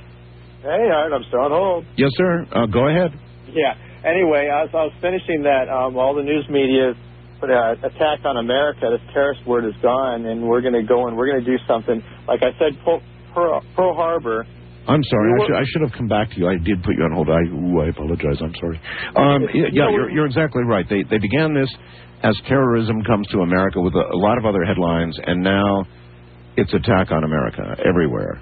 That's correct, because they're trying to follow what Bush is doing right now. He's meeting with a bunch of different countries right now and connecting up, making sure that they support us, because what we're about to do, a lot of people will look at it just as bad as they are, because there's going to be casualties. What we're going to do, if you remember Pearl Harbor, while the world looks at us, the Japanese attacked us, we used a new technology called the A-bomb on them, and it dropped them to their knees, and it stopped it.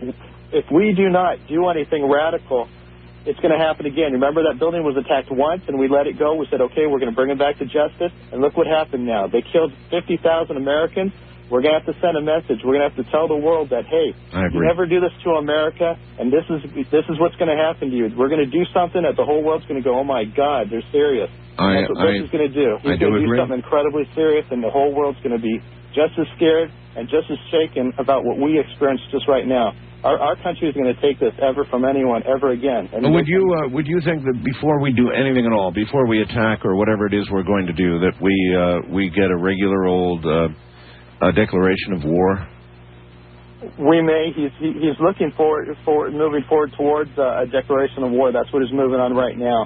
And this will be, he's going to do something fast, quick, and something that gets a big response from the whole world. And there's many other factions of this terrorist group, not just one, that are multifaceted. We can't attack them all. It'd take too much time to bankrupt our country, attacking all these points.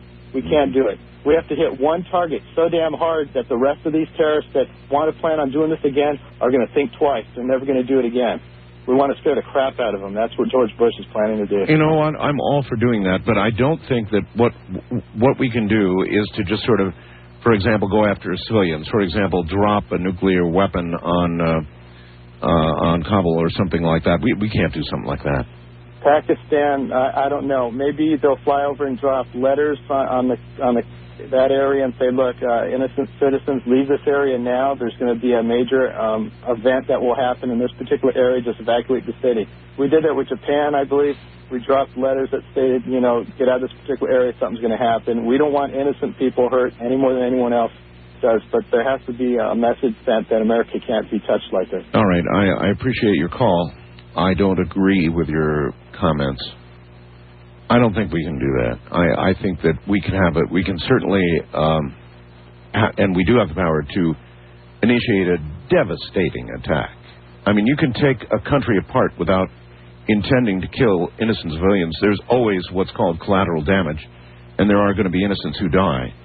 But it's intent that matters, and we don't have to intend to kill civilians.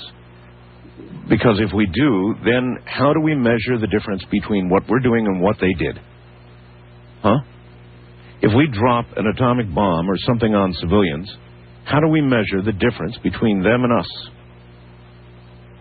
No, I think we can hit very, very hard without doing that.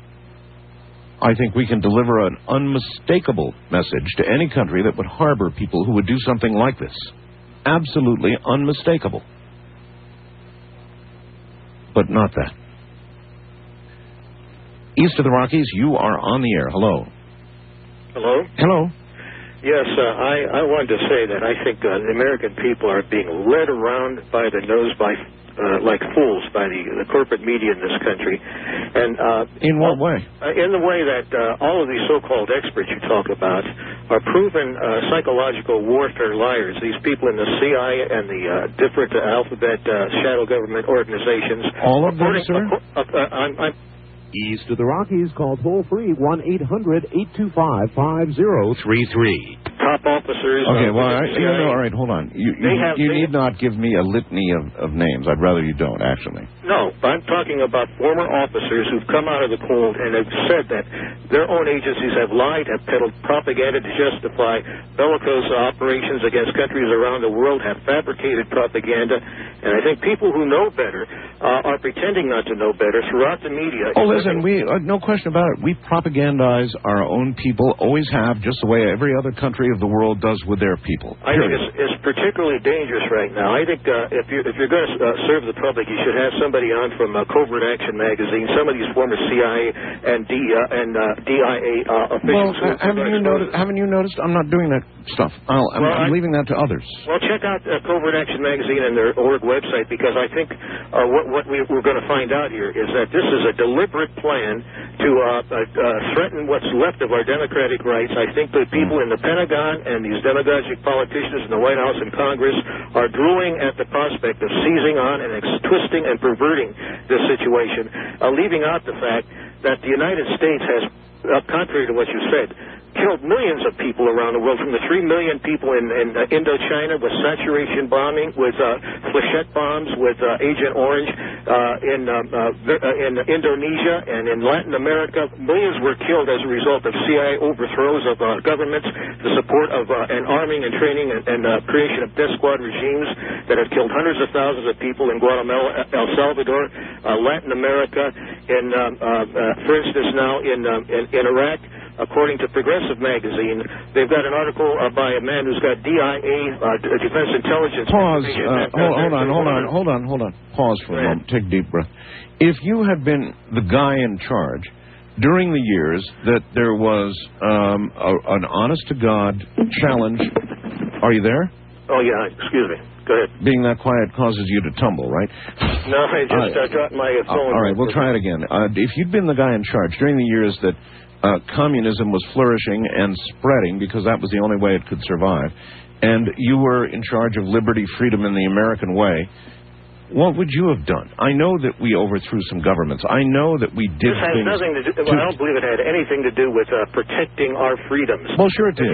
If you look at... it had nothing to do with that. Sir, if the communists wanted to take over the world, which they did, you do acknowledge that, don't you? I absolutely do not, because the United States had the thousands of bases around the world as projected forces, whereas they had their forces around their borders primarily. The amount that the United States in support of U.S. transnational corporations had around the world was total... So in other words, then you don't think the action, for example, that we took in Korea was justified?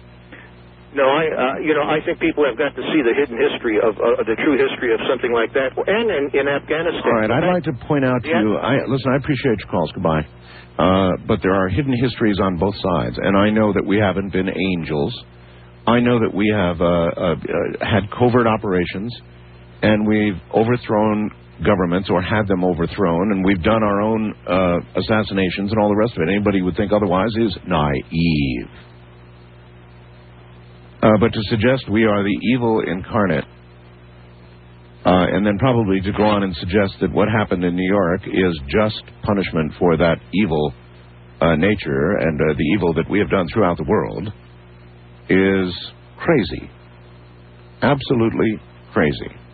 We have behaved as we've had to behave internationally.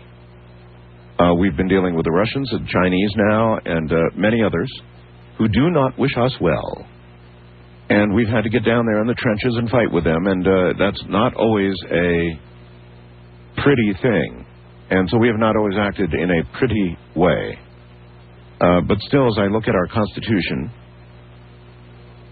even our corporate nation, see, I'm on your side there. Sure, we're a nation of corporations, so what? We do have something that the rest of the world does not have, by and large. We have these precious freedoms. You and I may certainly agree that they're to some degree threatened by what's going on right now. The rest of it sounds like party line to me. West of the Rockies, you're on the air. Hello. Hello there. Hi. My name's Mary Ellen, and I'm calling from Southeast Oregon. Yes, Mary Ellen. And it's been very conspicuous by its absence. But I looked it up in the almanac and discovered that September the 11th was Muhammad's birthday. Really? Really? I did not know that. Like I say, it's been conspicuous by its absence. Nobody's mentioned it, huh? Not a soul. Television, radio, nothing. Well, now you have. I had not heard it before. No one's mentioned it to me, so about its conspicuous absence, you're absolutely right. I really appreciate your calling our attention to that. Thank you for taking my call. Very welcome. Thank you for making it. I'm Art Bell from the High Desert. This is Coast to Coast AM. I've been drifting on the sea of heartbreak, trying to get myself ashore for so long. For so long. Listen to the strangest stories, wondering where it all went wrong. For so long. For so long.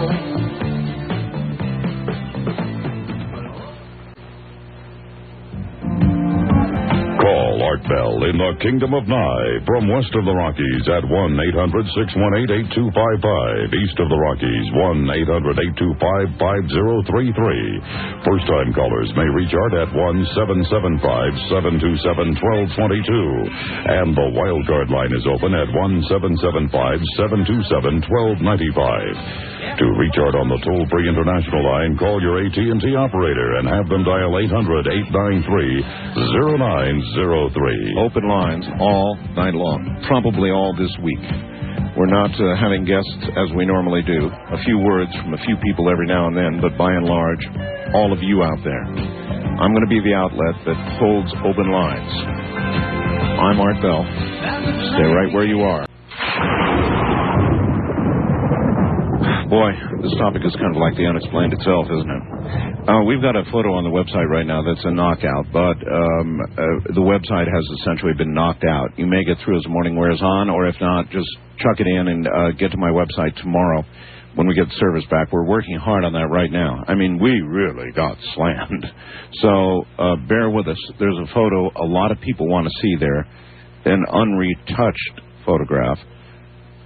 Showing an evil face. I mean, it doesn't take somebody explaining to you what it is. It just hits you right in the eye. That's as the plane impacted the building. It's the damnedest thing you ever saw. And I repeat, unretouched. You can check it out for yourself and compare it to the original. Going now to a familiar voice to all of you. More recently than me, it's been a while, Stan Deyo, who was in Australia and then now has repatriated himself. He's back. Stan, welcome. Thank you, Art. It's good to be back. And are you doing better yourself with your back? I am. It's one of those things that comes and goes. It's still with me, Stan, so it's a day-to-day thing, but, you know, I'm dealing with it. Well, I'm certainly glad to hear you back online. It's really kind of sad times to be talking, isn't it? Yes. This fella, Bin Laden, that they're kind of pinning this thing on, back in February of '98, you know, he put a fatwa on. I don't know whether anybody said that yet, but put a religious decree so that like a jihad against the Jews and Crusaders. Which, well, it's essentially like this was an act of war. Essentially, they declared war, and we have not yet. Well, he did this back in '98. I can't understand why he comes out and says, "Oh, he didn't do this." He's told everybody else that works for him or wants to ally themselves with him to go get us. Right. And, Holly and I put together about a 5-part series on nuclear biological threats to the United States, and he featured really high right there in the middle of it. Mm-hmm. In fact, if you can go to our website, we've got a link up there straight to that 5-part series, and just click on the second one about Osama bin Laden, and you can see there's another evil face on that one. Yeah, well, he's got the will, he's got the ability, he's got the resources, he's got the money, and that you could convict somebody of a crime with that much evidence. Just circumstantial. People get convicted many times of murder on circumstantial evidence, and most of it's there. Motive, means, opportunity, it's all there. Well, and even out of his own mouth. I mean, I can't see how people can't see this. I mean, we've been trying to warn people for some time, Actually, I tell you what, I found out something the other day, which is quite interesting. Here in the United States, there is a group that's been formed to fight terrorism and to prepare for terrorism attacks, and it's been operational for some time. And you can see it on their government website. It's www.tswg.gov. And if you want to see some real clout, you go see who sits on that board of directors under Colin Powell and what they do. It's mighty. And well, how do you suppose, Stan, that with all of these organizations and all of our government agencies, we managed not even to get a sufficient whiff of this to act? I don't know that was exactly true. They've caught a lot of other guys, as you know, since... Well, what do you know to be true? Did we have warning of this? Specifically? Well, not specifically, no. I think that they knew something was coming down. They were trying to figure out where it was coming from, but... This department that we've got there have caught a lot of others that you just haven't heard about with the biochem stuff. I'm well aware that even our The FBI, for example, has caught many, many people who are on their way to do no good here. And you don't hear a whole lot about the successes, just big failures like this. Well, yeah, this one, okay. And it was certainly a bad one to slip through the cracks. But by the same token, I got to tell you that they've caught a lot of them that we haven't heard about. And that's fact. You can't just say everything out in the press about what you caught them doing because you don't want to encourage any copycat. What do you see us doing soon? Well, where we live out here in southern Colorado, for instance, they have put extra guards on everything. Even the military here who've gone to get back on base can't do it if they were off base when the terrorist attack hit. They're having to stay out in the civilian land because unless they have a critical or mission-critical job, they can't get back on the base. So you're seeing lots of security? Oh, lots. And there's a whole big, like mustard gas and chemical warfare storage depot south of us about 20 miles with hundreds of buried, mustard gas things and other things they had. Suppose they'd hit dove a plane into that or one of our nuclear plants or something. Well, it wouldn't be good. It wouldn't be good. And so what I see is probably going to be necessary is a kind of limited form of martial law in some places. All right. It continues. Stan, I'm in open line, so I can't keep you on for a long time, but we'll arrange a show. We'll do a whole show, Stan. Hey, sounds good. Thank you, my friend. Now. Good night. That's scary stuff. That's really scary stuff. Because it's where we may inevitably be going, but God, it's scary. I said it yesterday on the program. I'll say it again. I've traveled around the world many times, actually. Been very fortunate. And a lot of countries you go to, as a routine thing, you see people in the street everywhere with submachine guns. It's very unsettling for an American. And that may be where we're headed here. If we are going to really be able to protect ourselves against, I guess, what's coming. What's already begun. What's coming. We used to say what's coming, right? It's already happened. If we're going to protect ourselves against this in every way, then we're going to turn into an armed camp, and with it, a lot of our freedoms are going to disintegrate. A lot of what's in the Bill of Rights isn't going to be right anymore. International line, you're on the air. Hello. Good morning. Well, I guess it's good evening here from Busan, Korea. Korea? Yes, sir. Yes, welcome to the program. Glad to have you. Well, just checking in from here and letting you know that all of the expat community here, we're losing probably more sleep than people in America because the CNN news happens during our nighttime here. Well, of course, actually, the CNN news is now going on 24 hours a day and probably will continue to do so, but I understand what you're saying. You're in the military. You're in the military there? No, I'm a lawyer here in Korea. You're a lawyer?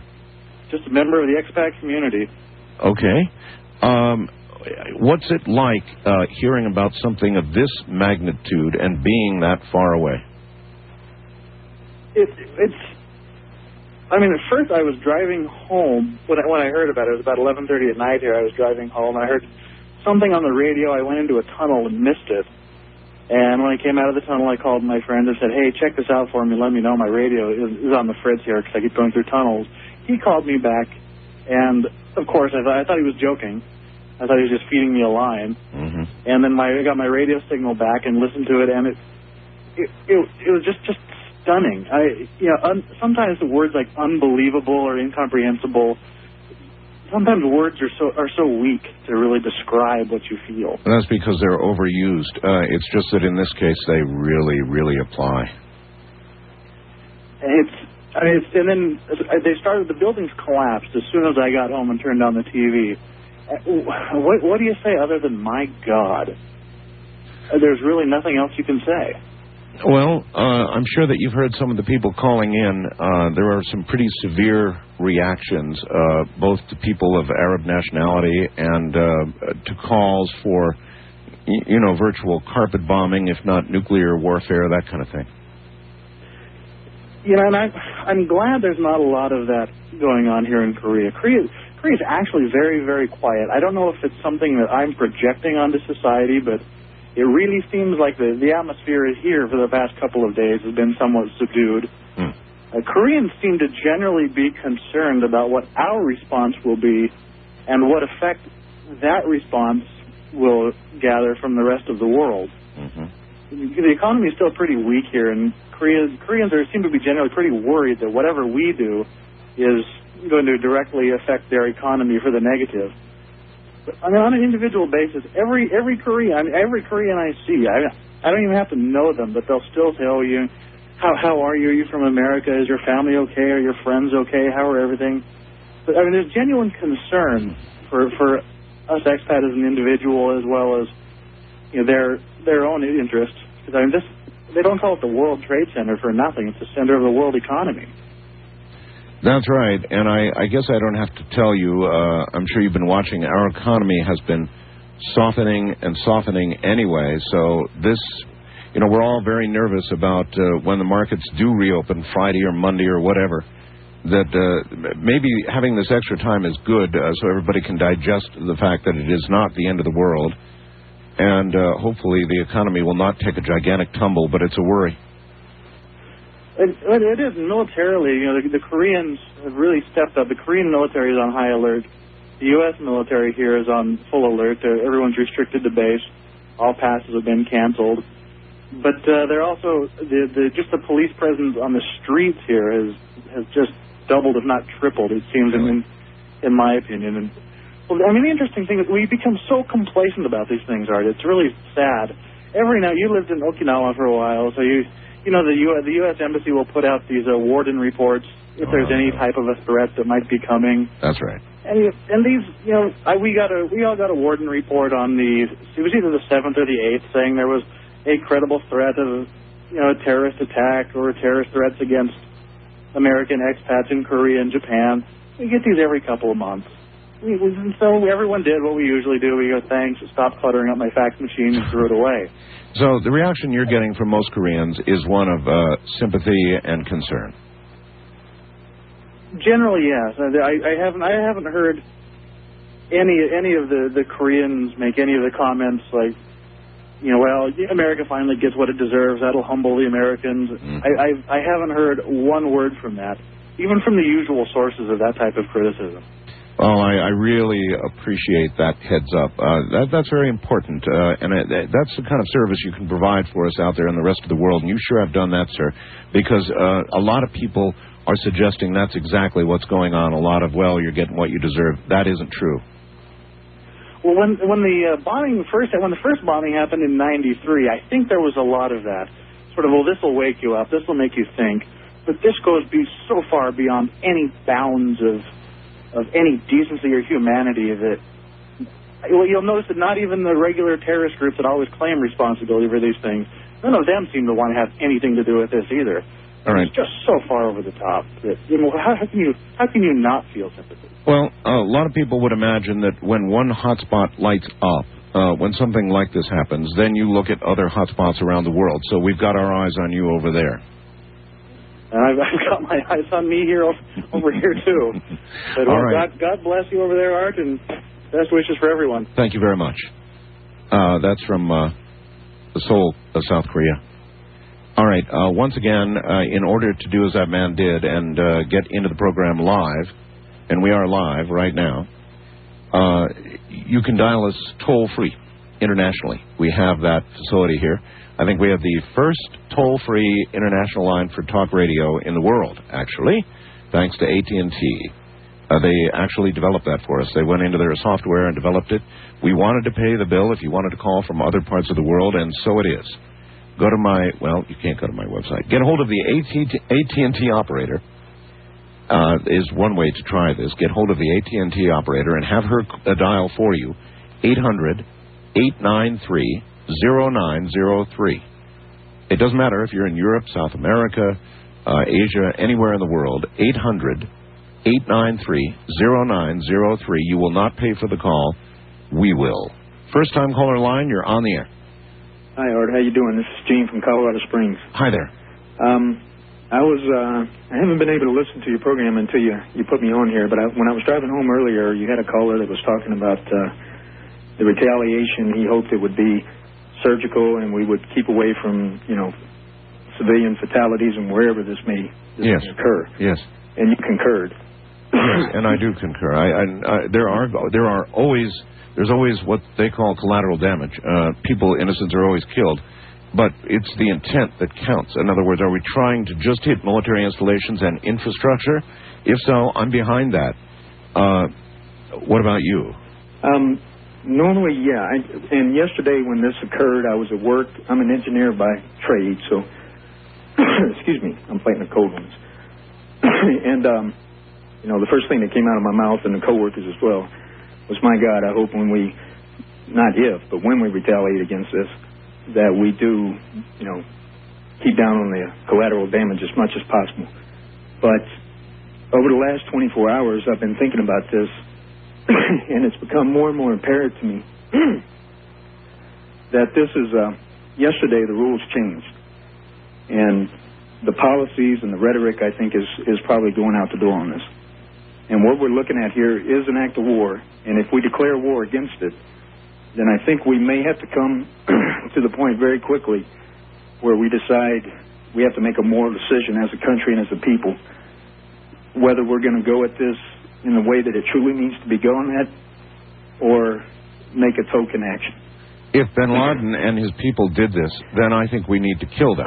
And in order to really kill them, sir, I think it's going to take more than cruise missiles. It's going to take blood and guts Marines on the ground. They're going to have to go in, find him, and take him out. Then after that, I certainly can understand any nation supporting him, harboring him, take out their military ability, take out their infrastructure. But if you begin killing their civilians, if you just go in and, ride one down and use a thermonuclear device or something of that sort and kill a bunch of civilians, then I don't see how we're any different. Oh, no, and I totally agree. I mean, nuclear weapons, anything of that kind of mass should be left totally out of this. Yeah, but to do the kind of damage that they did in New York you would almost need a nuclear weapon. Yeah, and I'm not even saying that we need to retaliate in kind as far as damage. I'm saying that what needs to be done for this kind of war is that we're going to have to go in on the ground. Bombing is fine, and we'll probably do that. Yes. But it will have to be on the ground. These people are known to hide in villages behind innocent children. No question about it. What you do is you do bomb, you do use the cruise missiles, and you always do that. You soften them up. But all that mostly causes them to do is to duck their heads. You want them ducking their heads while the people hit the ground. And unfortunately, they're going to be ducking their heads behind innocent people. Yeah. And, I have a 12-month-old son, and I look at him and I think, I'm sure there's an Afghani with someone who may have been involved with this living right next door who loves his son every bit as much as I do. Man. Yeah, and that kid is every bit as innocent as my kid. All right, well, listen, I've got to go. Good luck with your cold. Yeah, take care. That sounds like you're really coming down with something. In the case of they're hiding behind innocent individuals, then you have collateral damage. Because it is an act of war, and it does not stop us. The fact that they would hide behind innocence does not and should not stop us, in my opinion. We do what we have to do. We respond. We take a calculated action. But part of the mix for us, for our country, just absolutely has got to be the intent not to try and kill civilians. That's not us. I don't want it to be us. I don't think most of you really, when you think about it, want it to be us. Do you really? I see some primitive heads out there shaking yes. I understand the emotion.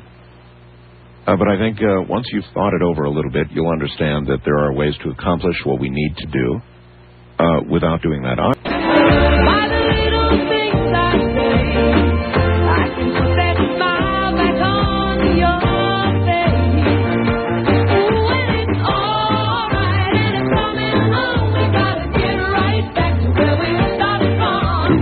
Arkville in the Kingdom of Nye. From west of the Rockies, dial 1-800-618-8255. East of the Rockies, 1-800-825-5033. First-time callers may reach Art at 1-775-727-1222. Or use the wildcard line at 1-775-727-1295. To reach Art on the toll-free international line, call your AT&T operator and have them dial 800-893-0903. This is Coast to Coast AM with Art Bell on the Premier Radio Network. It sure is. Getting back to where we started from, Pure D open line talk radio, while everybody else does something else.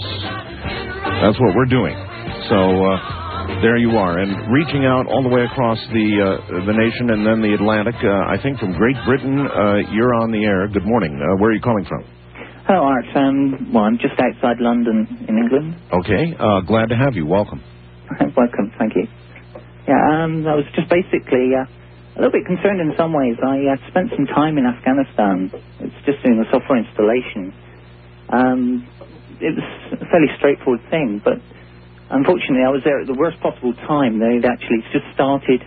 It was the rebel forces, or not rebel, they're actually presidential forces, had started to recapture Kabul. Right. The day after I arrived, the airport itself was bombed. I saw one or two things there. I mean, they had martial law imposed, there was street searches, that sort of thing. You can imagine sort of situation. I was only meant to be there a very short time, and ended up being there for a whole month. But whilst there, the place where I was staying, it was actually a house which was owned by a UK company that was actually responsible for part of what was going on, where with the software installation and so on, we were subcontracted. There was some rocket launchers which were very near where I was actually staying. There was some incoming mortar.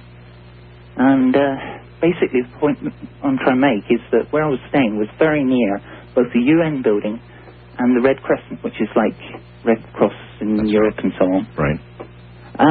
It seemed to me that the outgoing rocket fire was deliberately positioned between the two buildings, trying to encourage some sort of retaliatory action to hopefully, as far as I saw it, they were hoping that it might miss the intended target and hit one of those two buildings. Really? Well, that's pretty horrible. But, you know. Yes, it is horrible, and I think we all understand that terrorists, cowards that they are, and the way they operate, if they're cornered, they're going to put themselves in front of civilians. There's no question about it. So any attack on our part is going to have to take that into account. And while I'm certainly not in favor of targeting civilians, I'm afraid that it's going to be, we're sorry, it's collateral damage, but it's an act of war, like the one perpetrated on us. Well, it's just that things like this have been done deliberately before. I mean, if you think back to Iraq. Well, I don't think your nation, sir, nor my nation would deliberately target civilians. Oh, no, don't get me wrong. I'm not. I'm just sort of pre-warning. This is the sort of things that you can expect. I think I understand that, but I appreciate your point of view. Where do you stand on all of this now, other than what you just said? If you were the guy in charge of answering what has happened in New York, what would you do? Tough question. Yes. I make my living asking. Yes, of course. Well, you have to respond. You have to respond. It's just, I mean, it's horrible to say it, but I would imagine you'd have to do some sort of ground action. Yes.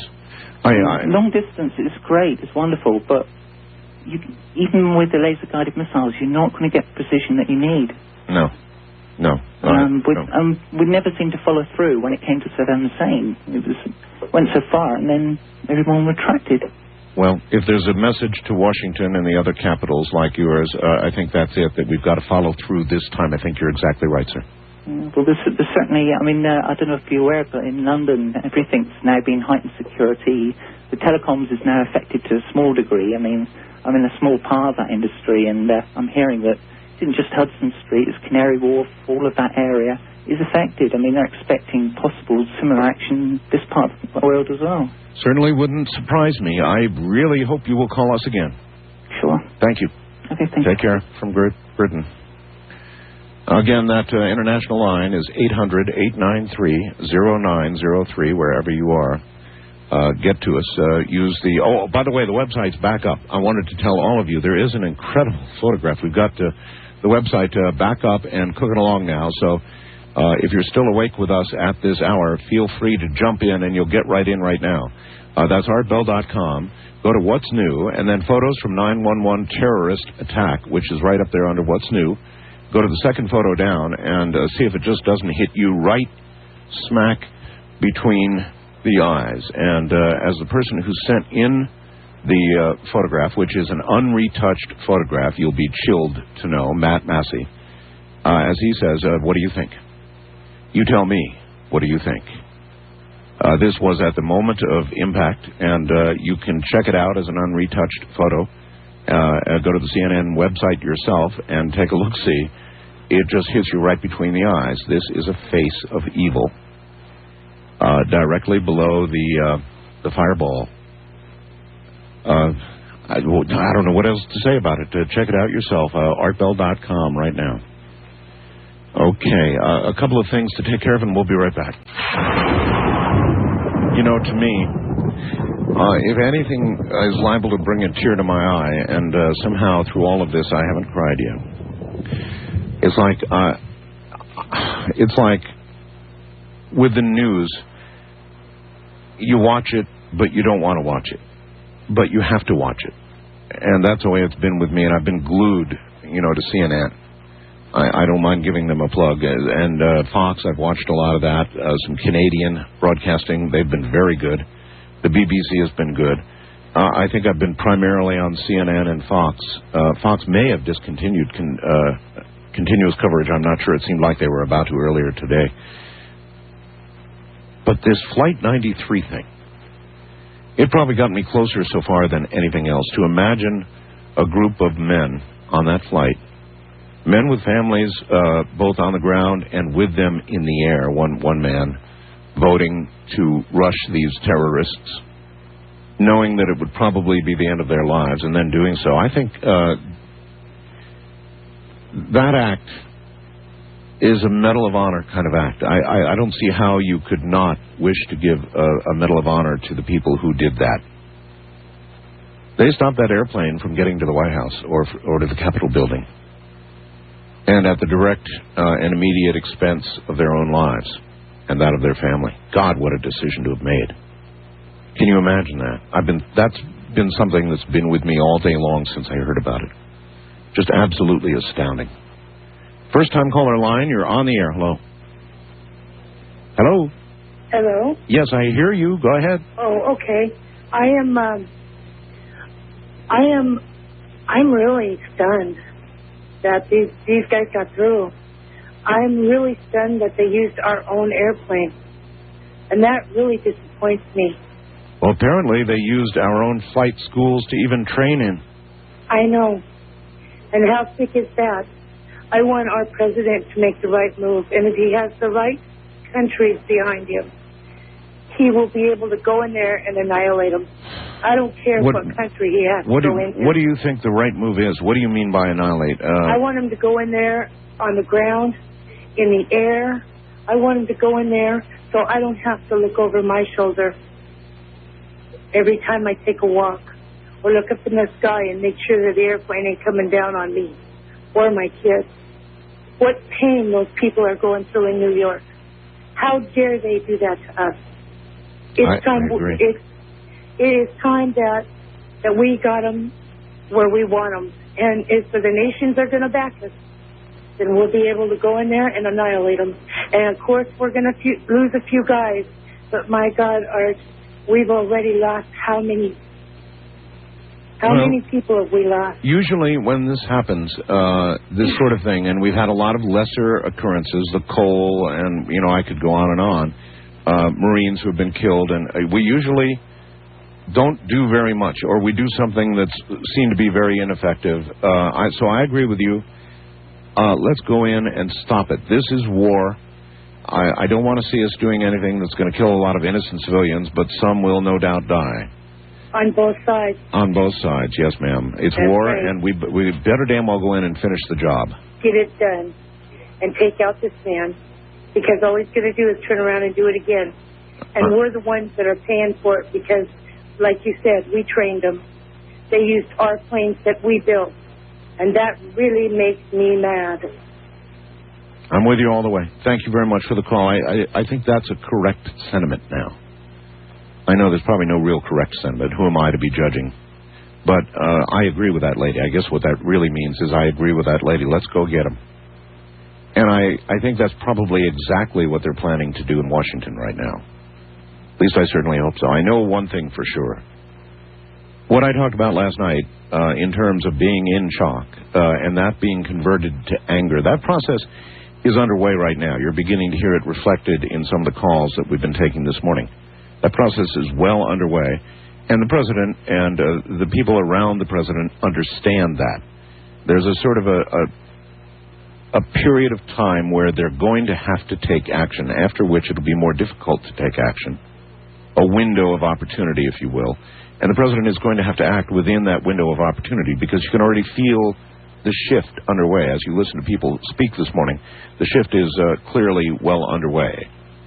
Wildcard line, you're on the air. Good morning. Good morning, Mike. Yes, sir. Where are you? This is Vince from Denver. Okay, on a cell phone, of course. Your favorite. Yeah. Well, I'll make it quick. Sure. I would like to emphasize that this is not a crime, but an act of war, and so because of that, I would be against going and getting Indian individuals and bringing them back to put them on trial.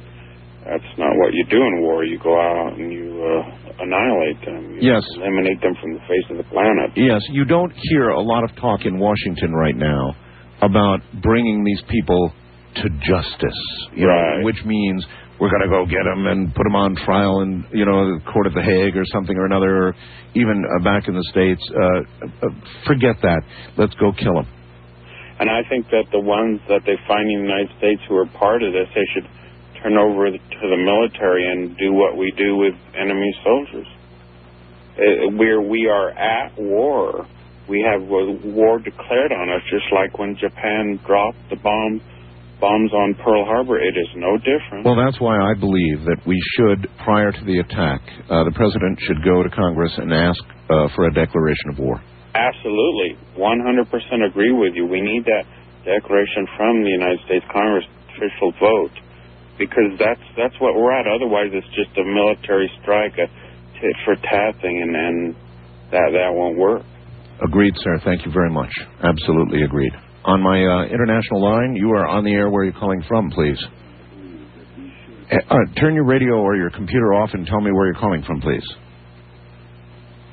Hello? Hello? Yes, sir. Oh, my God. I'm on the line. Yes, actually, you're on the air, sir. Where are you? I am in New York, New York. You're in New York, New York? Yes, I am. Art, I want to tell you, first off, it is a privilege to finally speak with you. Oh, thank you. I got to tell you, I'm looking at your pictures on the website, and the WTC 2 series that is on your webpage. If you look at the second series of photographs that were sent in, the second picture where the plane is going into the World Trade Tower, there looks to me, I'm looking at it right now, looks to me like another face of another devil or evil spirit or whatever you want to call it. I'm just calling to tell you that, first off. Second off, I cannot believe that this has finally happened. The United States, I think this is going to be the beginning of the war of good versus evil in the world.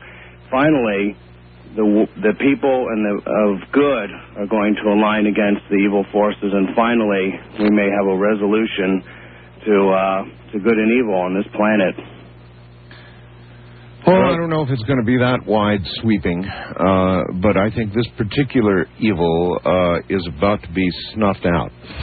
Well, you mentioned earlier, as I've listened to the phone calls, that you, on the one hand, you feel that the United States needs to take a broad sweep at the evil forces.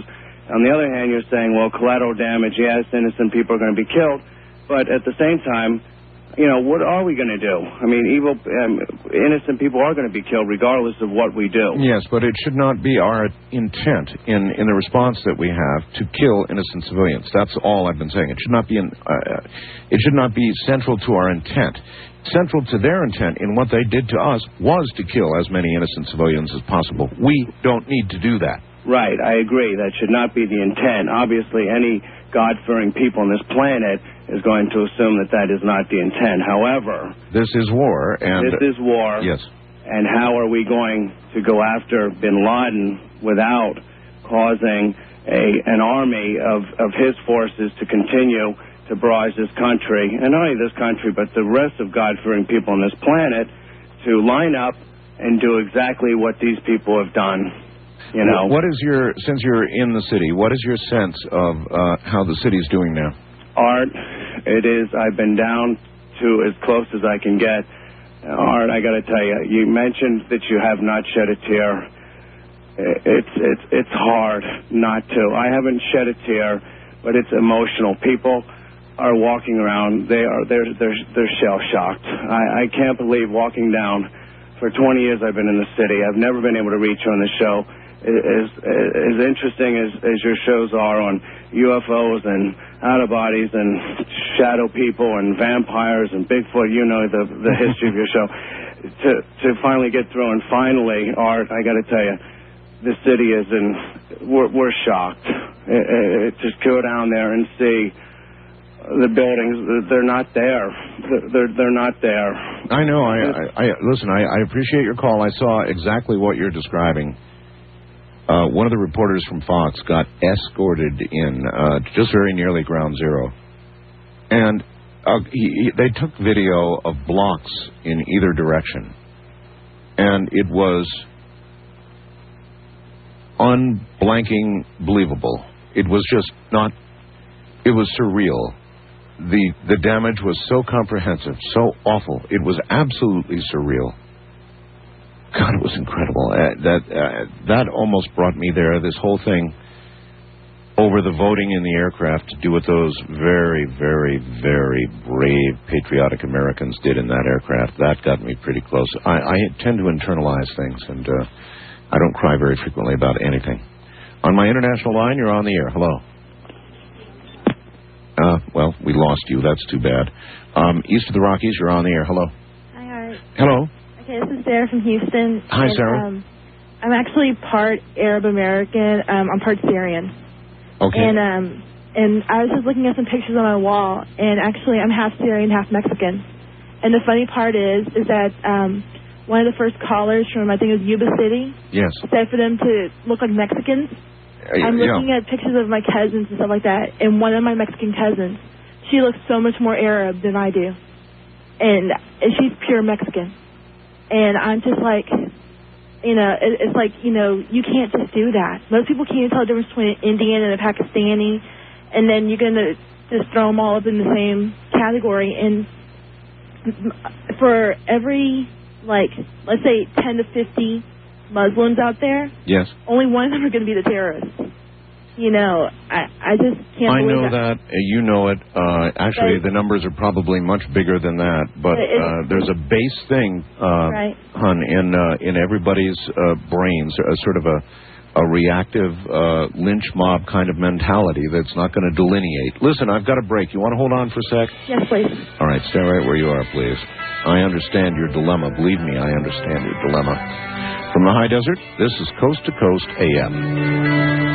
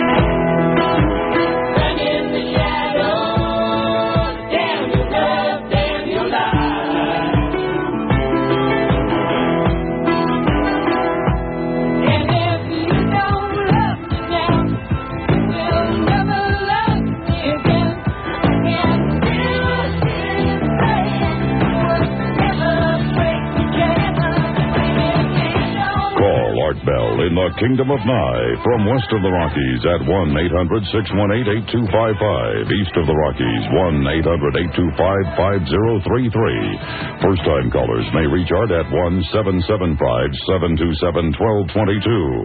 And the wildcard line is open at 1-775-727-1295. To reach Art on the toll-free international line, call your AT&T operator and have them dial 800-893-0903.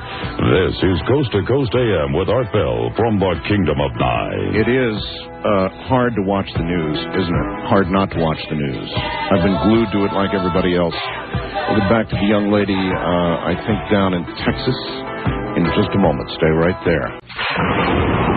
All right, back to the very patient young lady in Texas. You're back on the air again, huh? Thank you for holding. Actually, what I was thinking about is, like, I have class in about 5 hours, and going up to school, and I'm actually supposed to go pick up one of my friends before going to school because she's Saudi, and she does wear the head covering. Mm-hmm. And she called me earlier, and she had already been threatened at school. Oh, brother. And I actually offered, even though, see, what I was talking about earlier about, like, how my cousins that are Syrian, I have family that's in Syria and Lebanon, and they look nothing like a typical Arab. They're really light-skinned. Most people think I'm Eastern European, okay? But most of my Mexican family look very Arab. They have the straight hair and the eyes and everything else. They look very Arab. That's what I'm saying. You can't just, look at them and try to attack people because, even if it's a natural urge, because I know that I thought the same way. I was like, can we just bomb them, please? Yeah. But then I remember seeing that thing on CNN a couple of weeks ago about Afghanistan. One day, humanity may outgrow this. I guess that day is not today, so you're going to have to be careful. Well, actually, I offered to wear the head covering, too. And just so that way she wouldn't be alone, as the way she would feel alone. I offered to do it, and I agree with you about Flight 93. And the other people who just definitely deserve everybody's prayers and thanks and everything are the firefighters and the rescue workers and everything else. Absolutely. Because no matter if they're bloody, if they're hurt, whatever, they will go back in there, and that's their job. There are going to be a lot of people that deserve the Medal of Honor, in my opinion. And Flight 93, definitely. Obviously, the people on the ground. Lots of heroics to go around in all of this. Thank you for the call. Thank you. Take care. All right, let's go quickly to our international line. You are on the air. Where are you calling from, please? I'm calling from Australia, Art. How are you? Just fine, sir. I would like to give my condolences to the American people. This is a horrible thing that's happened. It's unimaginable, except that you're absolutely inundated with it. It's, as I said, it's hard to watch the news, but it's equally hard not to watch it. It's something you're glued to. It's absolutely unbelievable. I can assure you that the whole country is stunned, because we've also got 85 Australians, unfortunately, that are missing. 85 Australians that were in the Twin Towers? Yeah, some in the Twin Towers, but we know that a few of them were on those planes that actually crashed into the Pentagon and also the Twin Towers. They were tourists. Is the news covering it wall to wall in Australia? Yes, we've got CNN and all the other channels, satellite, the whole works, and it's absolutely wall to wall. I mean, look, I took a day off and I was watching it all night, to be honest. Oh, that's right. Everything's upside down. No pun intended. Yeah, that's exactly right. But it's unbelievable. I was watching that plane going to the side of that building, and I thought, this has to be some sort of special effect. Yeah, looks like a movie, right? Yeah, and also too, I went down to the American consulate, and you should see it, Art. It's a sea of flowers. Is it really? Down there, it's a sea of flowers. Your American ambassador, he was outside today. There were hundreds of people there, basically trying to express their grief, and also at the same time, he was shaking hands with everybody. The Australian Post Office all over the country have got books now where people can go in there and sign it and give messages that it will be sent to the consulate, and that will be forwarded on to the United States. toys outside, the blood banks. There's people right around the corner offering to give blood to our American cousins because we're pretty close to you guys. And it's like our Prime Minister said, an attack on the United States is an attack on Australia. Well, believe me, for America, I thank all of you for your support, and I think Americans are feeling the support and feeling pretty good about it. It's nice for a change. Well, our Prime Minister came on the news and he said that basically if America decides to take action and they need troops, then our troops will be committed along with yours. Well, I think to do the job, we are going to need troops, period. I think that they can't just go push the button on a bunch of cruise missiles this time. It's going to have to be that probably followed by people on the ground to get the job done. Well, it's like the Prime Minister said. Our American cousins needn't feel alone because, the rest of the Western world are with them. We certainly appreciate your support, sir. Thank you. No problem. Take care. That's all the way from Australia. And here's kind of a special call. This is Mark. Mark is a pilot. Mark, what kind of jets do you drive? I'm a co-pilot for a major airline on a Boeing 737. Yes, sir. Glad to have you. Have several questions for you, but if you have something, you go first.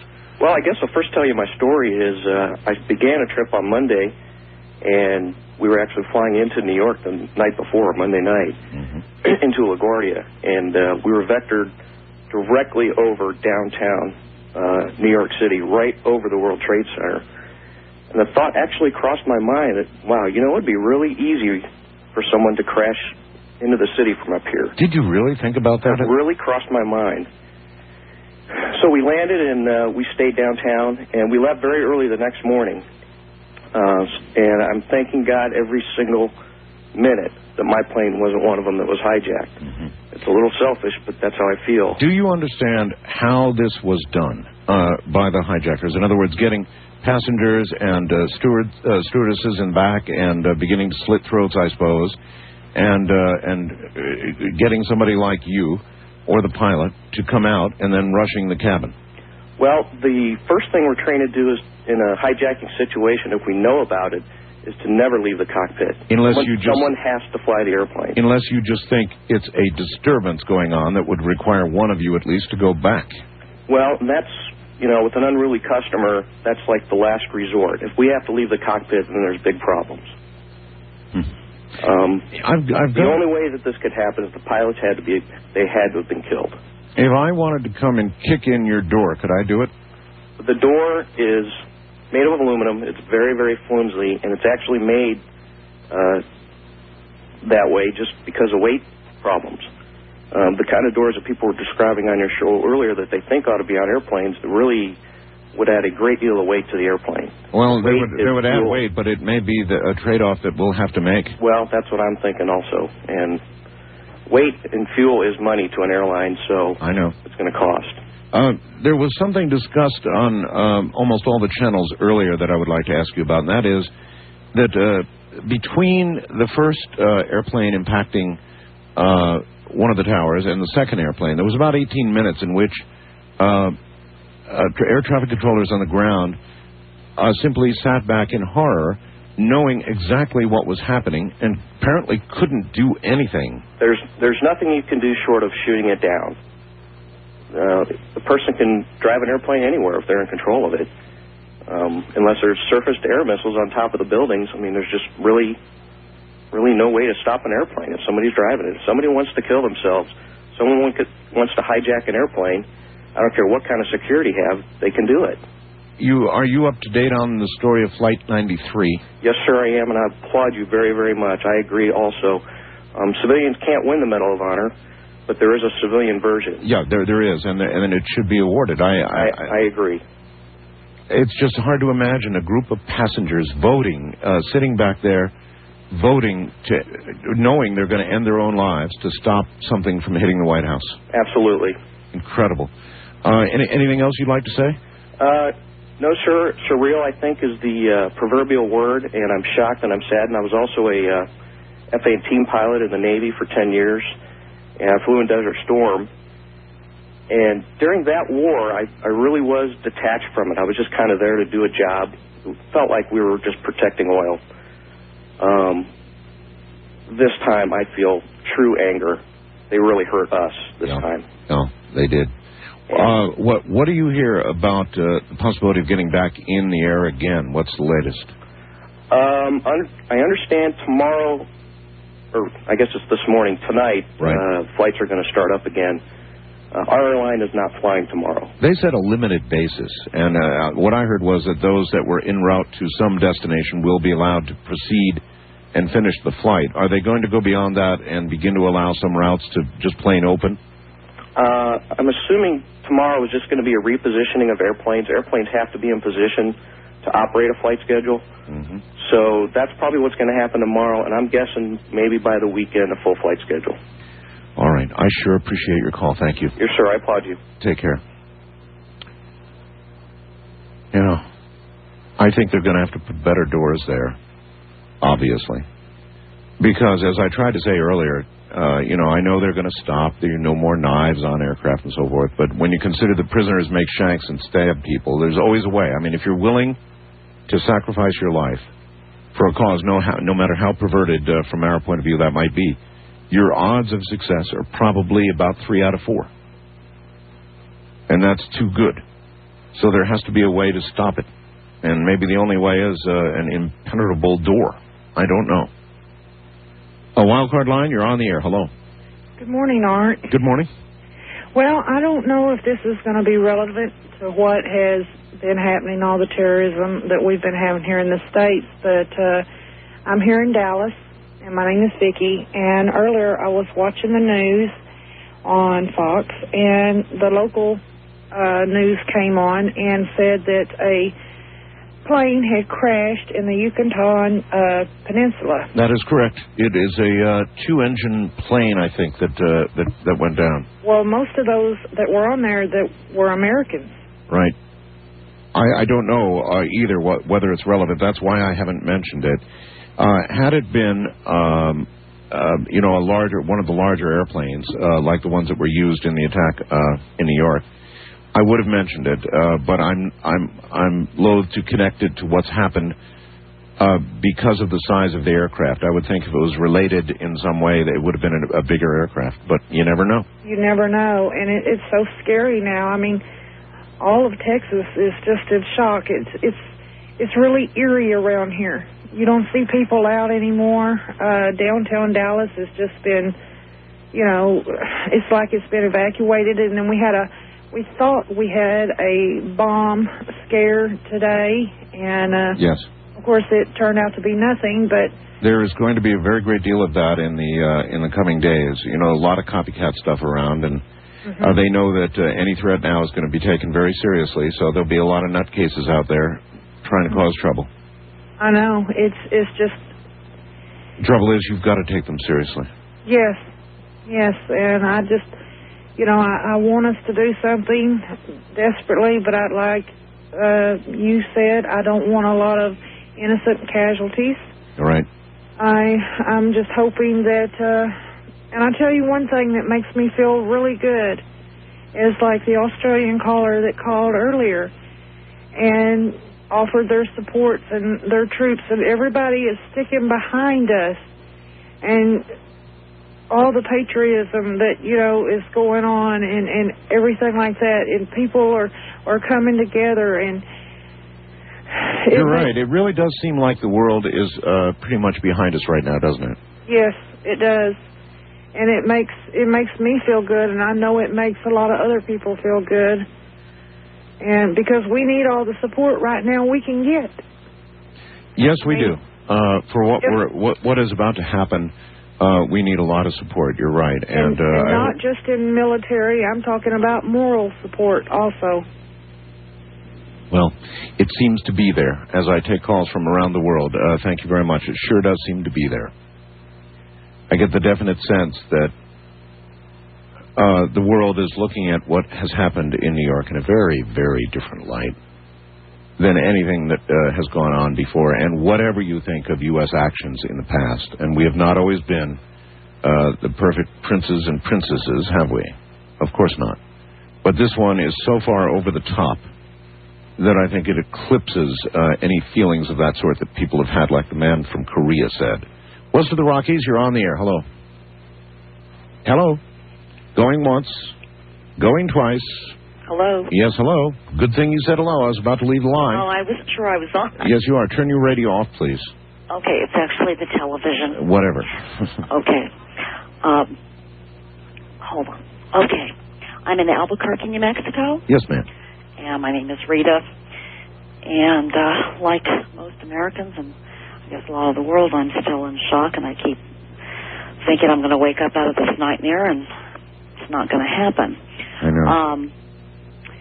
I have a friend that lives in Florida. Her husband is an air traffic controller, and according to his co-workers and the people he has talked to,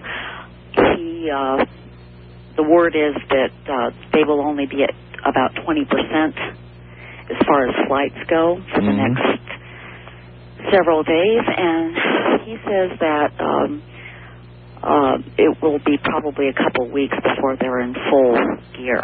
Then another thing. I don't know if Americans, particularly in cities, are ever going to look up in the sky and see a big airliner and not wonder. I know I will. Yeah. On another note, my family, we had won a trip to Disneyland through the Coca-Cola Company, Nestle's Corporation, and Albertsons grocery store. Oh. And we were supposed to go in July, and I postponed it because of the heat. Well, you can't go now, that's for sure. Well, we were scheduled to go on Friday, and I spoke with a woman for that put this package together today, and she said that today was the last day we could decide whether or not to change the... brother, you mean to say they will not, under the circumstances? Come on. Well, that's what I was surprised about. She says I had to decide a day, so, either I go or not. And so I told her we would go ahead and go, and I'm really starting to feel uncomfortable again about doing this. My daughters are 12 and 14, and they're quite uncomfortable about the thought of getting on a plane at this time, which, I am myself. Well, though, their whole plan, apparently, since they haven't said anything else about why they did all this to us, what they expected to achieve, is to scare us. And I've flown all my life, and I'm still here, and I have a feeling if you fly, you're going to get a little inconvenience because there's going to be a whole lot of security. But maybe you ought to just go ahead and fly. Well, I've kind of gone back and forth. I know. Don't let them beat you. The whole point is, if they scare us out of the air, then they succeed. If they take away our rights and freedoms, they succeed. Or if they cause us to take away our own, really. That is so true. I agree. I did go to a church service at the church that I've attended for 15 years, Calvary Chapel here in Albuquerque, and the church was just jam-packed. And Pastor Skip said he hadn't seen the church that packed since 91. Well, people need and want something to turn to in a moment where it seems there are no other answers, and so the church is an obvious place. And with as many people that were there when the service let out, normally you can hear, elevated voices and people chit-chatting and, having a good time, and there was very little chatter with all the people that were there. Instead, there's quiet, right? Yes, it was very... When I first entered the church, there was the praise and worship songs going on, and I felt like I was at a memorial service. And growing up Catholic, I'd been to many rosaries and memorial services, and I really, just the feeling, my whole body felt like I was, when I looked up toward the pastor, I almost felt like I was going to see a coffin or something, because I had that same feeling that I've had over the years since I was a child, when I've gone to, a memorial service or a rosary. There's a profound change. We're never going to be quite the same. No. We're going to, I hope, still be the home of the, home of the brave and the free and all the rest of it. But something has profoundly changed. That's just the way it is. Listen, I got to run. Thank you very much. All right. Thank you very much, and have a good morning. I'm Art Bell, and this is Coast to Coast AM. this week in continuous coverage of you. Good night.